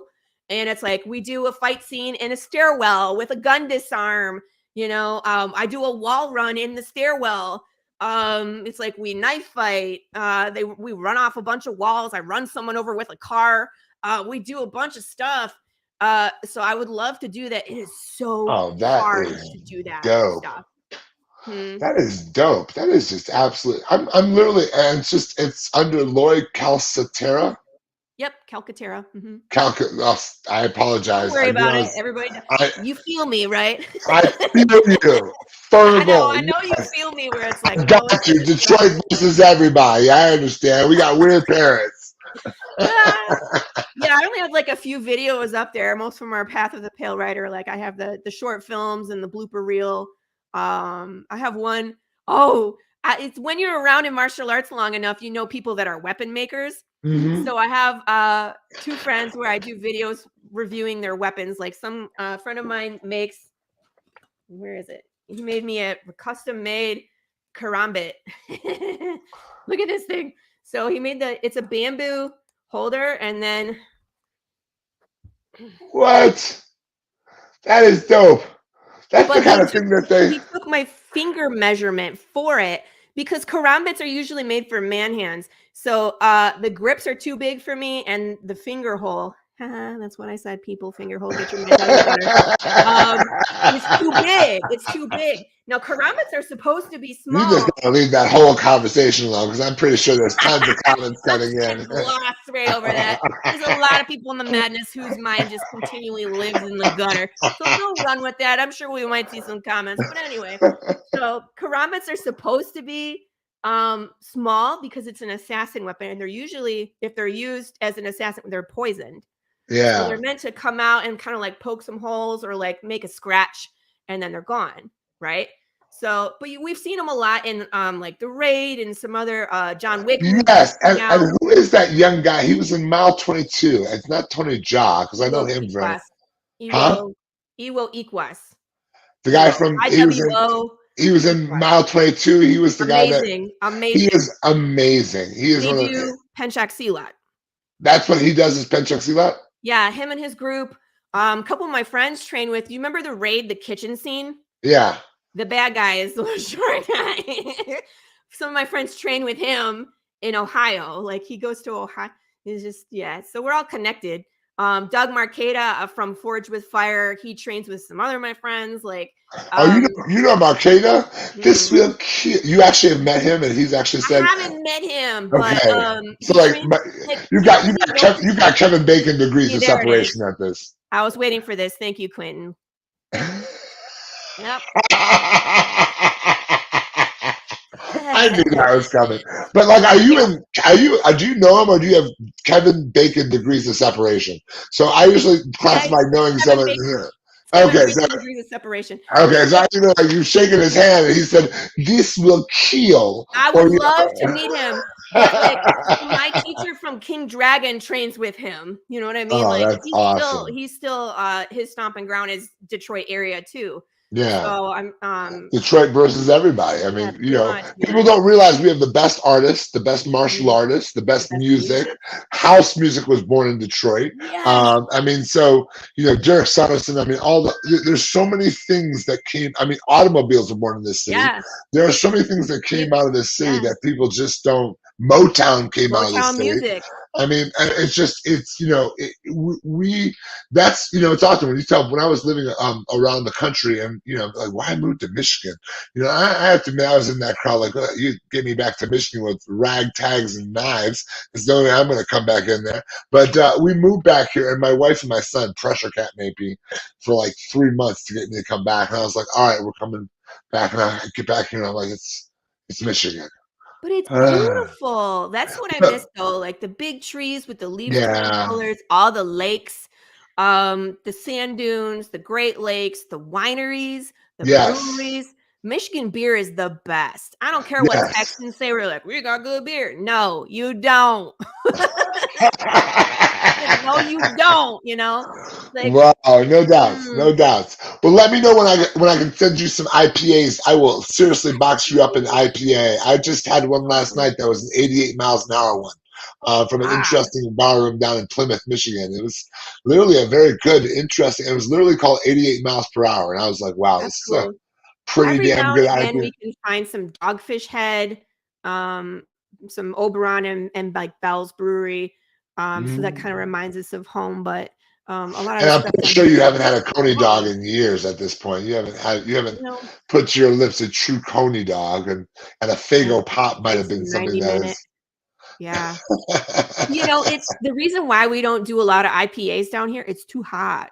Like those darker beers that they're thick.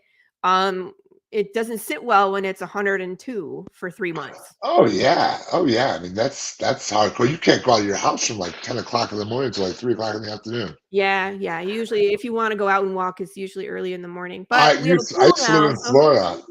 I used to live in Florida. Speaking of Sparta, I would love to Spartan kick someone into the pool.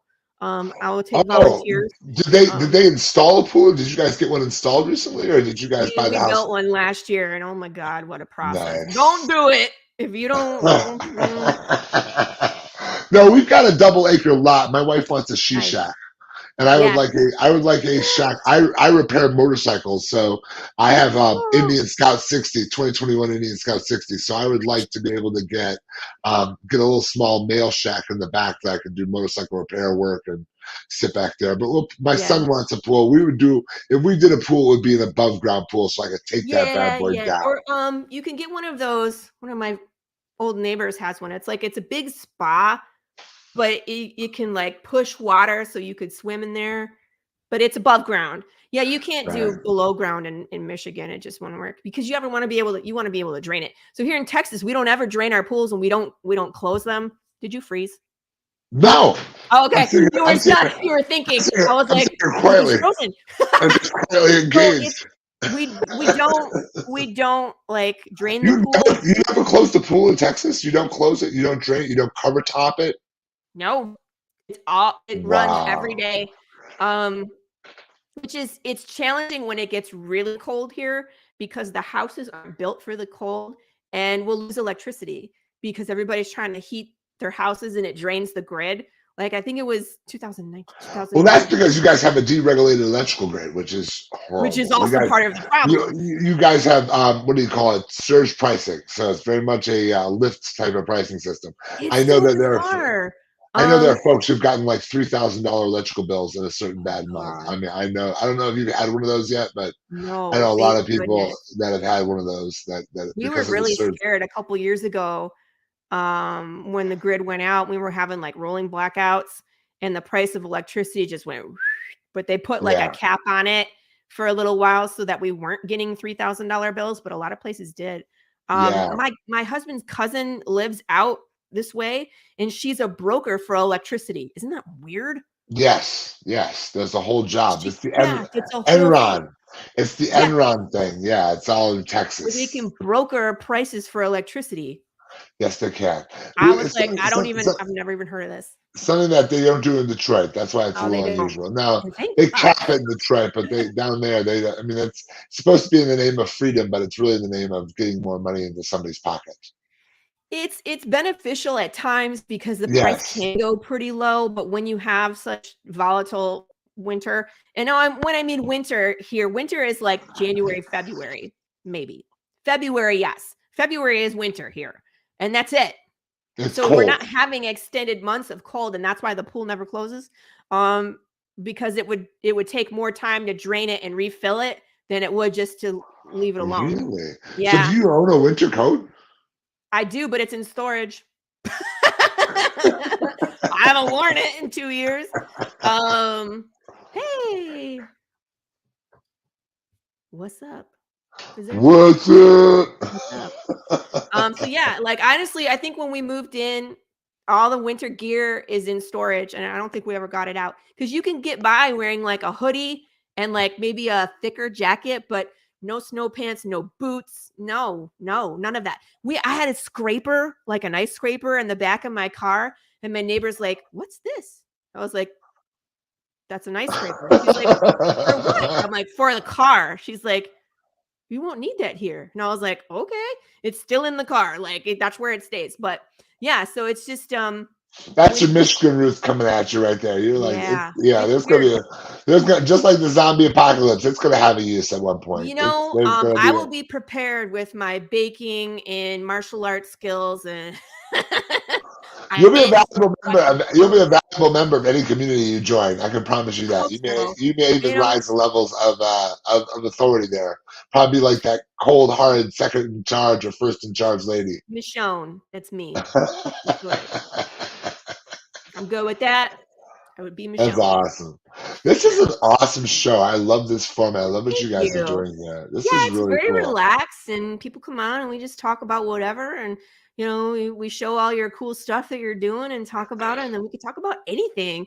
So have you seen the new trailer for Quantumania? I've got to ask you, what do you think about that story? I saw the short one this morning. I need to see the full trailer. So I will tell you, they gave Thanos the first scene in the movie, and I believe Kang is, so Thanos is this, Kang is this. Yes. And I say that very, very clearly because we saw that in Loki. Loki was the underground. People don't realize how many Easter eggs were dropped in Loki. And they just kind of, so many. I mean, it was all it was. I mean, because, you know, they were so used to seeing, I think She-Hulk just kept dropping Easter eggs. And I think that was, you know, fun and exciting. And that was a John Bryan story. So that was not, a lot of people took that differently. But Loki was the only one actually tied to the next versions. The other ones were not, right? The Darkhold, I think, was like a wither off into the, you know, WandaVision was good for what it was. What If is great for what it is, but it really is Loki that ties in, right? And I think we saw it when we saw those Infinity Stones in that guy's desk, like, oh, these are Infinity Stones. Yeah. Remember he was like, this is what everyone's been finding. Yeah. Is this the most powerful thing in the world? Time. And the guy was like, well, yeah. But I think what we're going to find with Kang being Kang being a Reed Richards, first off, descendant, that makes him incredibly dangerous. From the 31st century, Reed Richards. But beyond the idea of Kang, so the idea of the multiverse with the Kang story is that, and I think we saw it in He Who Remains, this guy actually knows his other versions exist. He knows his infinite number of, and they all know exist. That's where because they were talking to each other. They all wanted the same thing, which started the multiversal war, and that guy won and won one piece. That's why Sylvie killed him, because, you know, he had to branch these things off, because otherwise lest any one of them wake up at any one time. So that was the point of the idea. None of them could wake up from their world. And that was what that sacred line was, to keep that line going straight. So now that, and plus the other piece of it's going to be super important, is that Scott Kang is an absolute point in time. And it's interesting because we saw that was the other Easter egg that you saw in What If, with Doctor Strange trying to bring back Christine. And you can't break an absolute point in time without that. Well, Scott Kang is an actual absolute point in time, because if he doesn't exist, Thanos doesn't doesn't get defeated. Yeah. So it's an interesting story. So there's a couple pieces to that, and I think the scroll invasion and just reaching out. But Kang is, I've been hearing rumors of Galactus. I hear a lot of rumors, Fantastic Four. Obviously, I'm super excited about Deadpool. I'm really geeked to see Wolverine in his blues. I'm geeked to see, but he's done after this movie. Blade, give me Blade. I'd rather go back and watch. I'd rather go back and watch Wesley Snipes' Blade, the first Blade, Wesley Snipes. I mean, that's how it's done. But this Mashallah Ali Blade could be extremely good, but it's going to be much more cerebral and not as much of a fighter as Wesley Snipes. And it's going to be hard. I'm not okay with this. Yeah, he's not from what Wesley could do all the moves. All the sword fighting was him. And if you watch the sword fighting in that first opening scene, his sword work is amazing. It was so good. It's on point. It's deadly. And I was like, shit. And I want to do this. It was just all so cool. And I think that Mashallah Ali, granted, he is such a great actor and he plays a bad guy well. Fight, but I don't know about sword fight.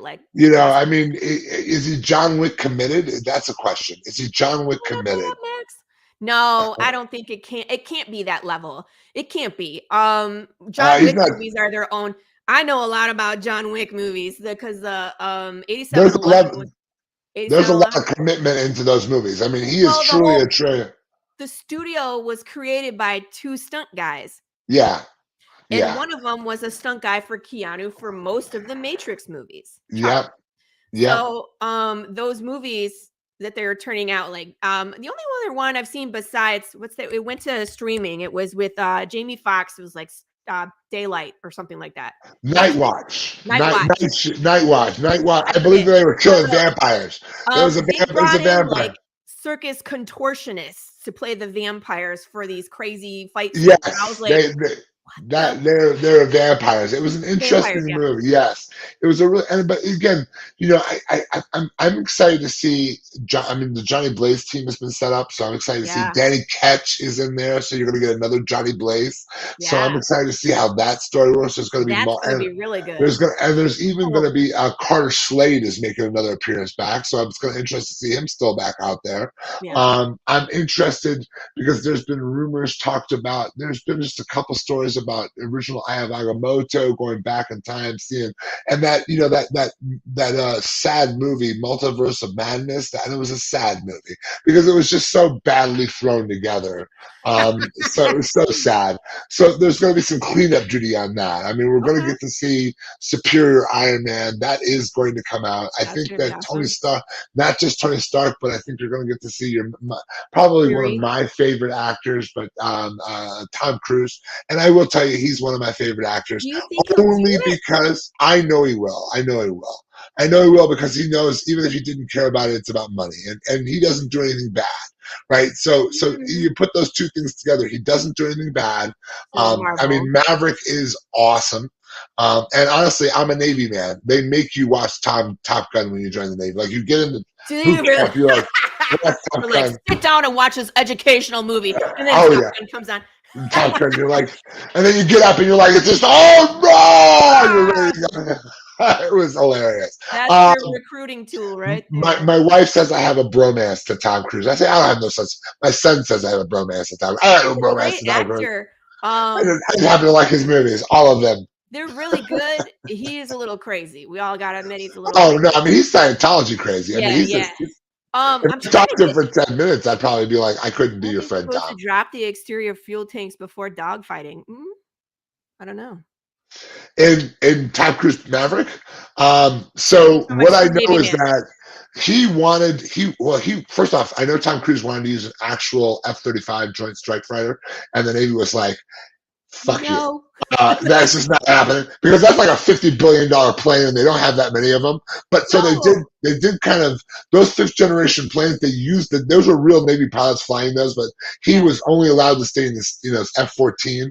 But yes, they do drop fuel tanks, but only when they're trying to achieve a certain Mach or I mean they were pushing planes in that last movie, doing things that, quite frankly, if an instructor saw that, it would make you want to be like, you're out of the Navy, get out, leave, because you're doing stuff that the planes. I mean, you're bending airframes, but the first piece of it where they broke the Mach 10, that is real, right? I mean, that is there are planes that do that. There's no way he would be able to survive that, though. Like, no. I mean, I don't think like he personally was doing the Mach 10, but there are planes that do. I know. But I was just saying, that was like the first thing I was like, there he goes. And then it blew up. I'm like, oh, he did. And then he walked into covered it. I was just like, that's not that. Yeah, it could have survived. Yeah, I mean, it could have. No. See, there it is right there. I agree. Yes. That's it. You can't do those. So that's that's the movie magic thing. That's the movie magic. That's all movie magic. It's for the plot, right? That same story could be all of Star Wars. It's for the plot or the money. Because the plot says so, right? I mean, I would ask a question. Everybody, other than there's not been a good Star Wars movie since I don't quite remember. Maybe The Mandalorian. Mandalorian is great, but everybody has to tell me that you didn't love the Vader versus Obi-Wan fight scene, and that wasn't the best. You're gonna walk back and are you really, Laurie? You're gonna be the only person that goes, eh. It's okay. I wanted to see it, and then when I saw it, I was like really geeked, and then like I watched it again, I was just like, meh. You gave a meh? You really gave a meh? I'm really tough on the lightsaber scenes because Disney doesn't understand lightsabers. Well, and they never read the book of the 7 styles of saber fighting. So I mean, the way that like Lucasfilm movies where it's like they cut off arms and like people would die, right? Yes. And now it's like Kylo Ren gets hit in the fucking face, excuse my language, and then gets a scar. No. No.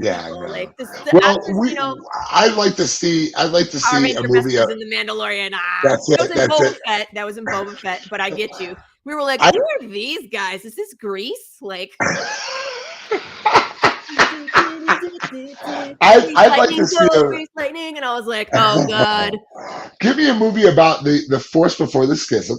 Give me a movie give me a movie where the Force, when they talk about the Force before light and dark, because there was one Force before it was split into light and dark.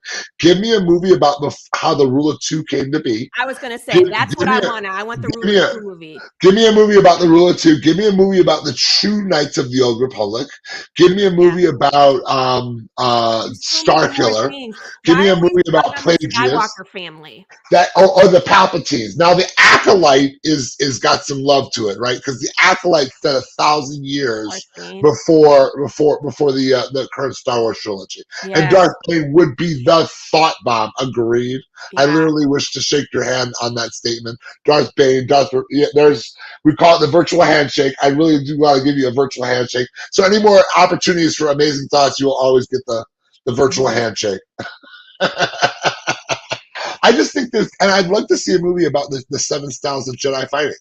I mean, like, give me a Mace Windu movie. I think they kind of touched on that in, what was the cartoon series that was really good? The Clone Wars? No. Or the Bad Batch? All like one off. It was. Visions. That one. Visions. So Visions. Where the girl was brought the lightsabers, and they were all a little different. So there was a Visions, and then there was a Revelations where they talked about the beginning of Yoda's Padawan.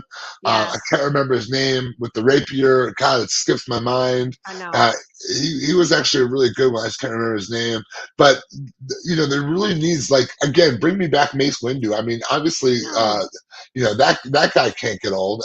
And I've been talking, so I'm forgetting his name. Oh, it's gonna kick my ass. Nick Fury. What is Nick Fury? Samuel Jackson. So Samuel Jackson doesn't age, so he can just simply go back and be Mace Windu again. Like Dude, if he just shaved his head again, he'd look exactly the same. He's 136 years old. I don't know if you guys know this, but Samuel Jackson's like 136 years old. He's as old as Cassius. He just hasn't aged. He's never actually figured out aged. how to beat death. They freeze him when they don't need him. That's what happens. So they just put him in. You know what? I actually wrote a short film, a Star Wars short film. Ahsoka Tano, we're gonna get. They're gonna Ashoka's coming. Ashoka's coming. That's already out. I love Rosario Dawson, and need I say her fight with Diane in the was it in the Mandalorian? It was, Yeah. and it was very good. It was really the double sword she carried. It was seamless between the animation. She's it was a seamless. Martial art legend. So yeah. I never mind. I could go into it, but it'll take us totally off track. She's a martial art legend. She's the daughter of one of Bruce Lee's students. Ashoka is? No. Oh, you mean Rosario Dawson? With the Beskar spear that she fought on the bridge. Really? Rosario Dawson, and she had a stunt. But Diane that lived with the Beskar spear, no.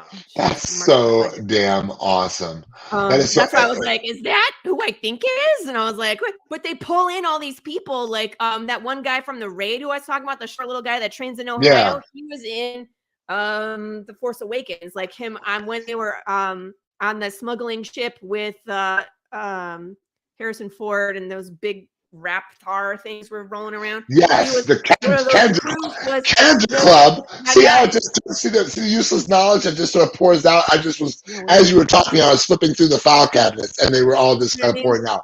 So I'll throw a bomb out there. How horrible was it that we lost Henry Cavill as Superman? What is going on there? Right. So I say this. I'm popular. I know it's a popular statement, so I'm gonna say it anyway. Christopher Reeves was the one true Superman, always has been. He carried that role. No one else could carry the weight, and there is weight to that role. Let's just call it what it is. Unlike any role, there's like the Joker. There's a weight to it that you have to carry that precedes you, and there have been so many Supermen that have come through, and Henry Cavill has been the first and only Superman that has actually been able to carry the weight of the role. And so since Christopher Reeves, so dumbass move there. They're going to get sued. They have to. They're going to between Gal Gadot and Ben Affleck and Henry Cavill. They had long contracts. They had like 3 film contracts. Yes, they did. Yes, they did. Who just absolved those, and they could have been doing other movies and doing other work in the meantime. And the multiverse was there. I mean, you had so many opportunities. And then, I like, so I'll say, and again, Batman is ultimately the deadliest superhero in any universe, in any comic line, anywhere. I'm going to agree with you. So, if I'm building, he always has a plan. But in 70 years of movies of Batman, we've never seen one that focused on his detective skills. So while I was not a fan of emo Bruce Wayne, I was very much a fan of Batman with his detective skills. But I'm with you there. It's like when he took the mask off and became like emo Bruce Wayne. Wait, you're not my dad, Alfred. You're not my dad, Alfred. That's what I got. And I was just like, I wanted to hear Robert Smith and The Cure. I wanted to hear The Cure going. 30 seconds too much. Playing in the Batcave. Oh God! I'm gonna. Can we virtually high five? Can we do our thing? Virtual high five! Yeah. I'm putting it up there. Boom! I was with you there. I was just like, this don't work for me. And I'll say it right now. DC has better storytellers, better properties. I mean, I'll just throw 2 of them out there: the War of Light and the Darkest Night Metal stories. I mean, you don't need more than those right now to create a movie, right? I mean, and so never do them. And that's a damn shame. Batman. We're gonna redo Batman. We're gonna redo Batman. Well, no, you might get one. You make Wonder it. You Woman? make it a. Yeah, but they gotta stop making. Batman. You gotta. Well, the way they're gonna revent, the way they're gonna fix DC is stop making a movie about those three guys. But Give they're it a not break. going to. They're Give it a not break. going to. They're bringing And in James Gunn. They're going to revamp, and we're going to get His Batman, first- Superman again. And this His is why first I was movie is having Blue problems with Beetle. Spider-Man for Yeah. so long, where it's like, why are we getting another Spider-Man? Can we get someone else, please? We all love Spider-Man. We all know we love Spider-Man. Give me something else. So, that was one of my questions I was gonna ask you, DC or Marvel, and my answer was always DC Comics, Marvel movies. All day. DC, and let's expand upon that if I may. Yeah, go DC for it. Comics and animated movies, I'm and with then you. Marvel live action. Whoever did the animation on What If, I think they pulled them from the original line of Disney. I actually think they dusted someone off in a closet from They're 1989. like, hello, are you alive? Are you still there? Do you still? Do they still have coffee? We don't drink coffee anymore. Red Bull. To work. I just think that's what happened because those animations, you're like, that's because I mean, it's not as great. Obviously, it wasn't that great. I mean, it's just But again, I think that putting the guy in charge of Shark Week in charge of Warner Brothers was a mistake. God bless James Gunn. I love him, but he is not a Kevin Feige. He will never be a Kevin Feige. He can't. Right? You had a guy, Jeff Johns. You had a guy. You had the guy. He single-handedly saved DC Comics, and people will gloss over that fact every day till they die. But Jeff Johns and came from Michigan, by the way, single-handedly saved DC Comics. You have Greg Berlanti, who honestly they should have taken out of TV and said, "Greg, you actually know what we want. Can we bring you up to the movie world? Give you the actual money to do what you need to do. Just here's an idea," and they didn't. So yeah, and then there you go. And that's why they can't. That's why Black Adam, and God bless Black Adam. Rock. I mean, I know what he was trying to do, but what it came off was The Rock as Black Adam, not Black Adam. It was The Rock. Well, I think there was script issues. I think there was editing issues. Coming from a writer's point of view, I was like, they jumped here, or this didn't make sense, or the holes. And it was like, well, we just had to get it under runtime, and Rock was curious. And I think that's really what they turned in. It was kind of like it wasn't fully formed, but it had potential. It just didn't. It didn't. You know what I mean? But that's always Warner Brothers and DC, where they're like, "There's the potential." I think they should spin them off. I think they should spin them off. Let Paramount pick them up. I think they should spin them off. Get rid of them. Let Paramount take them. I mean, you're going to kill them, and I'd rather them not kill that entire intellectual property. Get them spun off. And I know this is not going to sound like a popular view, but I didn't like Avatar: Way of the Water. Visually, it was stunning. But if they're about 2 hours and 45 minutes in, not only did I have to get up and go pee, but I was like, this is just really, really long. And like Endgame was 3 hours plus long, and it didn't feel 3 hours. Feel it, but right. like 2 hours and 45 minutes, I was like, damn, I'm hungry, and I'm up in here. I'm trying to catch my phone on my watch because I was like, this is just a lot.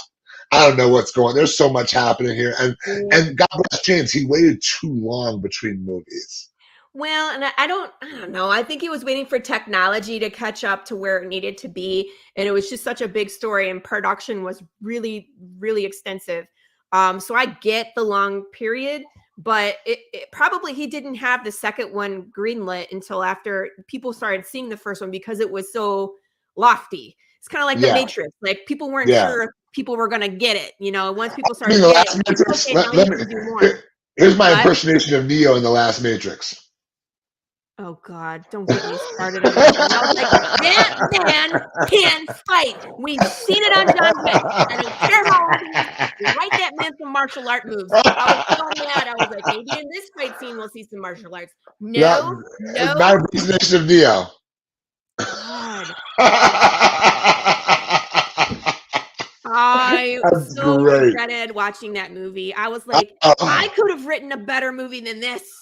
Oh, Laurie, you would have written a better movie than that. Yes, I would yes, have. It would have been much better.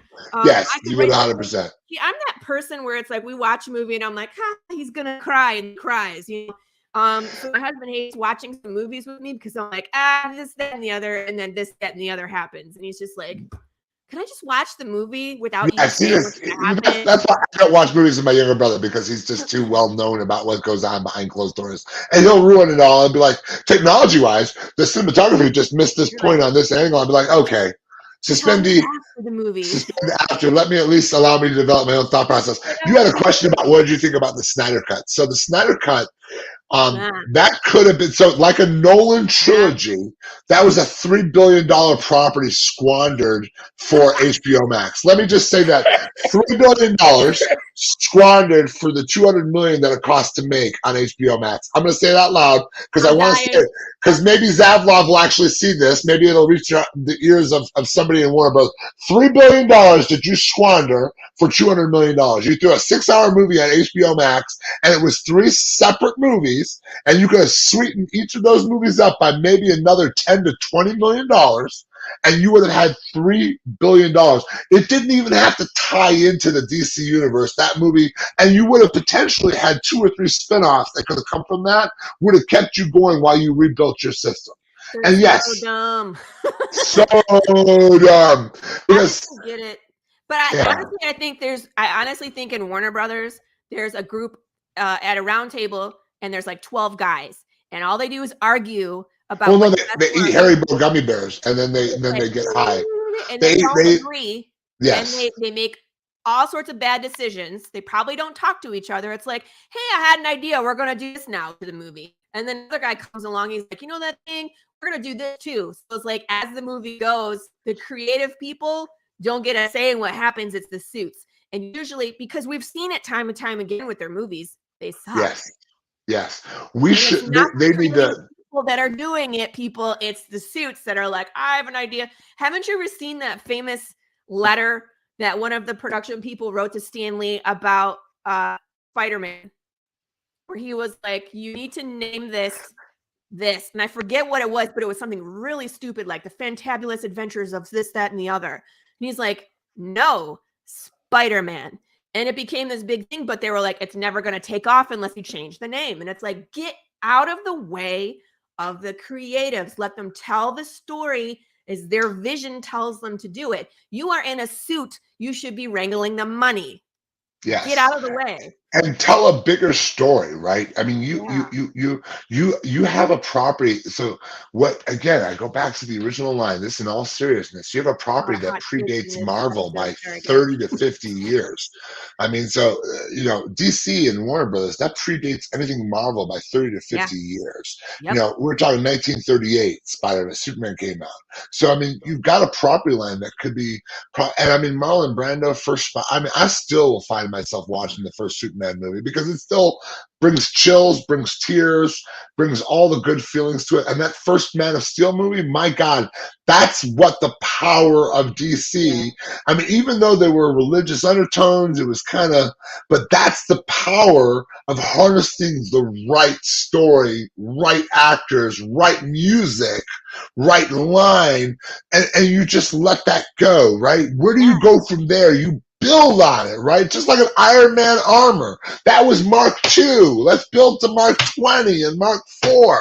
And they just keep going and saying, oh, that looked really good. Let's throw that one away. Let's make a Blue Beetle movie, which, by the way, I love Blue Beetle, but nobody knows Blue Beetle, and I can't even sell a Blue Beetle comic in my store. I've got multiple of them on my shelf, and I push them, and they, folks, take a look at Blue Beetle. And they're like, I don't really want to, who's Jamie Reyes? I'm like, oh, that's going to bode well for Jim Gunn. People will start getting it when the movie brings attention to it. And I think it will, but which Blue Beetle? We're doing Jamie Reyes. We're not doing Ted Kord Blue Beetle, right? We should have an appearance by Ted Kord, because now you got the fanboys involved. Then maybe have an appearance of Booster Gold, or maybe add in the Reach, or maybe add in a Teen Titans aspect to that. Something, anything that can at least create a bigger universe than just Jamie Reyes. Because then you'll end up with a Joker movie that was phenomenal, but was not about the Joker at all. It was about a crazy person. Yeah, but it's a standalone. It was a standalone, but the guy's name is Arthur Fleck. That's not even the Joker's name. And I mean, Yeah. it's the whole. It was an incredibly brilliant look at mental illness being completely devolved into what it was, and it was a great movie for what it was, but it didn't fit into this greatest story. And that's I didn't like it. you didn't like it. No. Oh, I understand. I'll still high five you on that one. It's hard to like. Mean, I have reasons, but it's like one of those like people were like raving about it. Okay, I think that's probably what it was. I didn't see it right when it opened. I saw it after it had already been hyped up. Yeah. So a lot of times people are hyping it, and you're like, yeah, it's gonna be awesome. And I was like, where's the awesome part? It's this. Well, I mean, and I think you had to suspend. You might have come in looking for a Joker movie, and it wasn't a Joker movie. It wasn't, and that was part of it. I was like, you were like, oh, where's my Joker movie? I'm so hyped up on a Joker because I mean, I thought, man, we're gonna get a Red Hood Joker, we're gonna get Ace Chemicals, we're gonna dive into the backstory. Are we there yet? Like, yeah, it was kind of like, where's the Joker movie? Cameo? Where do we tie into this world? And it was just like, nope, this crazy man became the Joker. And I was like, that's it. That's it. I was like, I want the Red Hood. I want, you know, a Red Hood movie. Do you ever watch Bat in the Sun on YouTube? No, I need to. Oh my God, they put the most. So there's one Bat in the Sun video, and I'm gonna put it out to everyone. If you haven't seen it, check out YouTube Bat in the Sun. These guys are bad assio. They make one video, Batman versus Darth Vader. Leave it alone. They take two heroes from completely different universes and have them fight together, like Wolverine versus Predator, like Captain America versus Master Chief. Like Superman versus Thor, like Darth Maul versus Spider-Man. Can't you get sued for something like that? I mean, I don't know how that works, but these guys have seemed to figure out how to not get sued, and they did. They did a video that I thought was one of the. Obviously we all love Tommy Frank's Green Ranger passed away. That was a sad story. That was a sad story, but he did a video for Bat in the Sun, Green Ranger versus the what was it? Green Ranger versus the White Ranger. It's Green Ranger versus Scorpion. It was amazing. That's the one I want to watch, but I don't know. I kind of grieving. He was one of those like childhood crushes. I used to watch Power Rangers growing up. It's one of the reasons why I started doing martial arts. Of course. It's Power Rangers. I actually had the opportunity to meet the original Red Power Ranger, Austin St. John, because he lives out here in Texas and he writes comics. He has a series called Red Redemption, where I'm trying to put my name in the hat where I'm like, maybe I can help write this? Maybe an issue? Like, want to train martial arts? I was like, I'm a fan. I'm also a crazy lady. Just kidding. I just want to train martial arts and do comics. We probably won't be seeing Austin St. John, but if I can work my magic, we might get him on the show, guys. The way I tell you about all that good stuff is that again, no one would have believed I got where I got to, right? I mean, audaciously bold is audaciously bold. I am learning to vibrate my frequency in the pod. My mom, here's what I learned after she passed away and through my faith, that asking isn't the same thing as becoming, right? It's a very much a matrixy answer in life. You want to achieve these dreams and you ask the universe for them, but the universe doesn't give you what you ask for. It gives you what you become.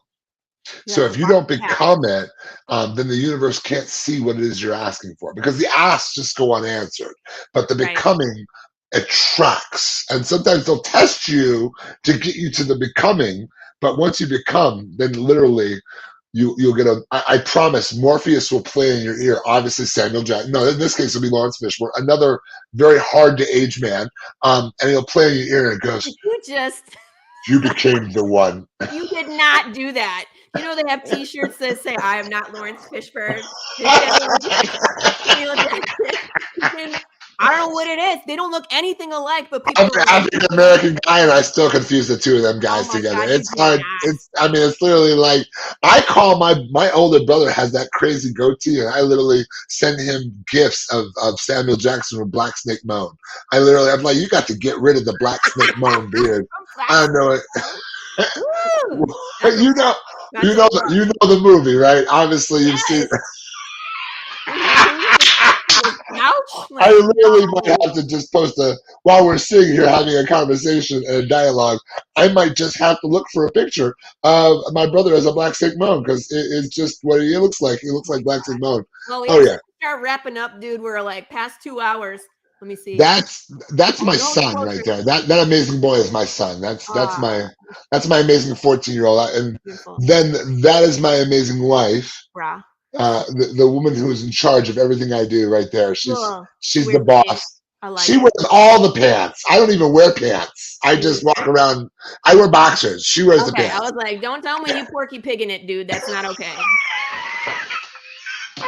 I've never heard that before, but now I'm going to use that because I usually call it commando. I'm just going to, can I give you a high five on that one? Yeah, That was well worth. Added a new word to your vocabulary there. A new term. Well, again, I know you guys. Thank you so much for having me on here. It has been honestly, I love dialoguing with you, Laurie. We've literally, as we were talking, I mean, the movie Step Brothers has been going through my mind, and I think we now best friends. We just became best friends, yes. And I think we need to make activities and make bunk beds and make activities and do the walk around and be like, we can make so many activities. We're gonna play some commercials, hang out in the back room, and then we can kind of chat when this is done. Because I want to pick your brain on some stuff too, all right? If you have awesome, time. Man. Thank you guys. Thank you the whole everybody. Pops Fans at Comic Talk. This is where it's at. Gothamnightcomics and Laurie Calcaterra. Very good. Did I say it correctly? Yes, you did. And guys, go check out Gotham Nights in Livonia. Oh, 5 Mile in Newburgh. 5 Mile in Newburgh. I like to tell you, we're right behind the donut shop. We're right behind Tim Hortons. If you can't find us, find Tim Hortons. We're there. Yeah, for those of you who are not in Michigan, that's a thing. Tim Hortons. It's a donut shop. But thank you, everybody, for coming. Come see us next week. We're going to launch a Kickstarter on the show. I'll have more updates for you. I might share some art from Path of the Pale Rider. I haven't decided yet. There's some really good stuff, but I don't want to spoil nothing. So join us next week here on the Tuesday Morning Brew. Bye.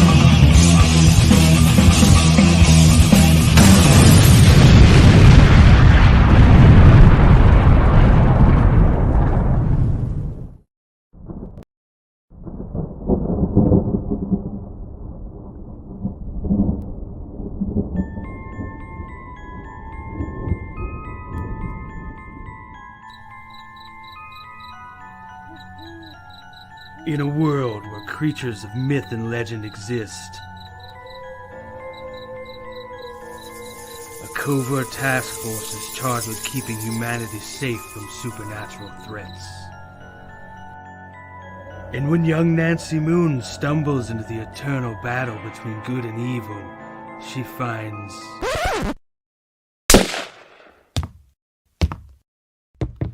Oh my God, will you shut up?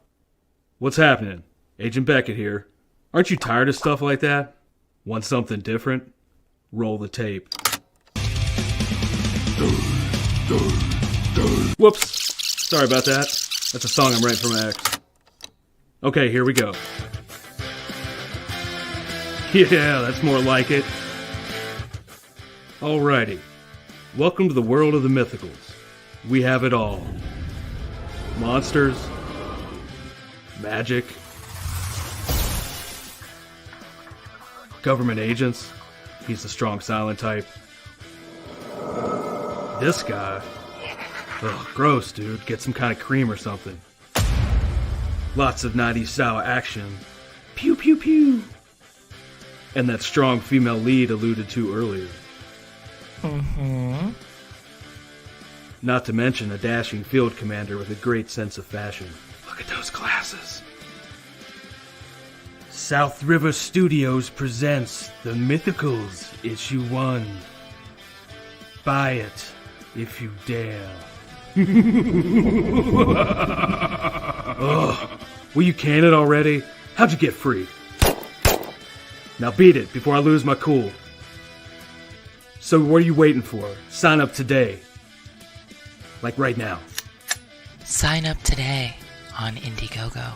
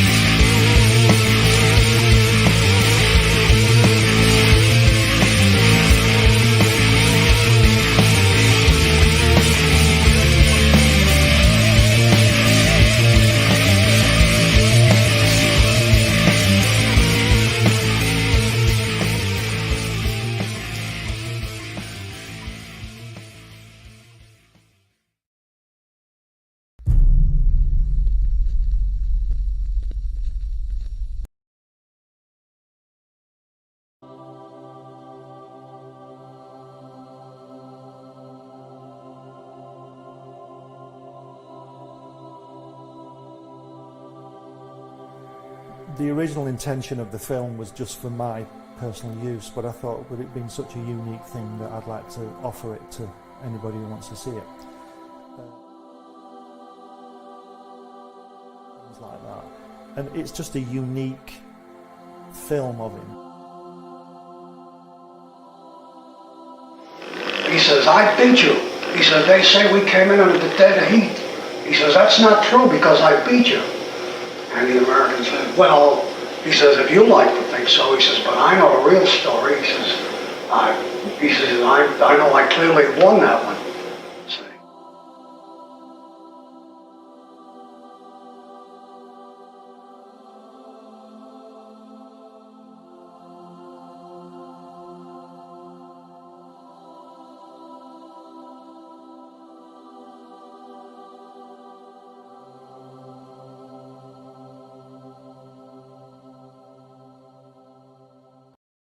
Comic Books for Kids provides comic books to kids in hospitals and cancer centers across the U.S. It's a place where we can all work together to make sure every child has a comic book. 100% of all proceeds go towards the kids. It's about making a difference, and while they're in the hospital, allowing them to fly like a superhero, battle dragons, or rescue teddy bears. We are in every state in the country and now support over 160 hospitals. Every month,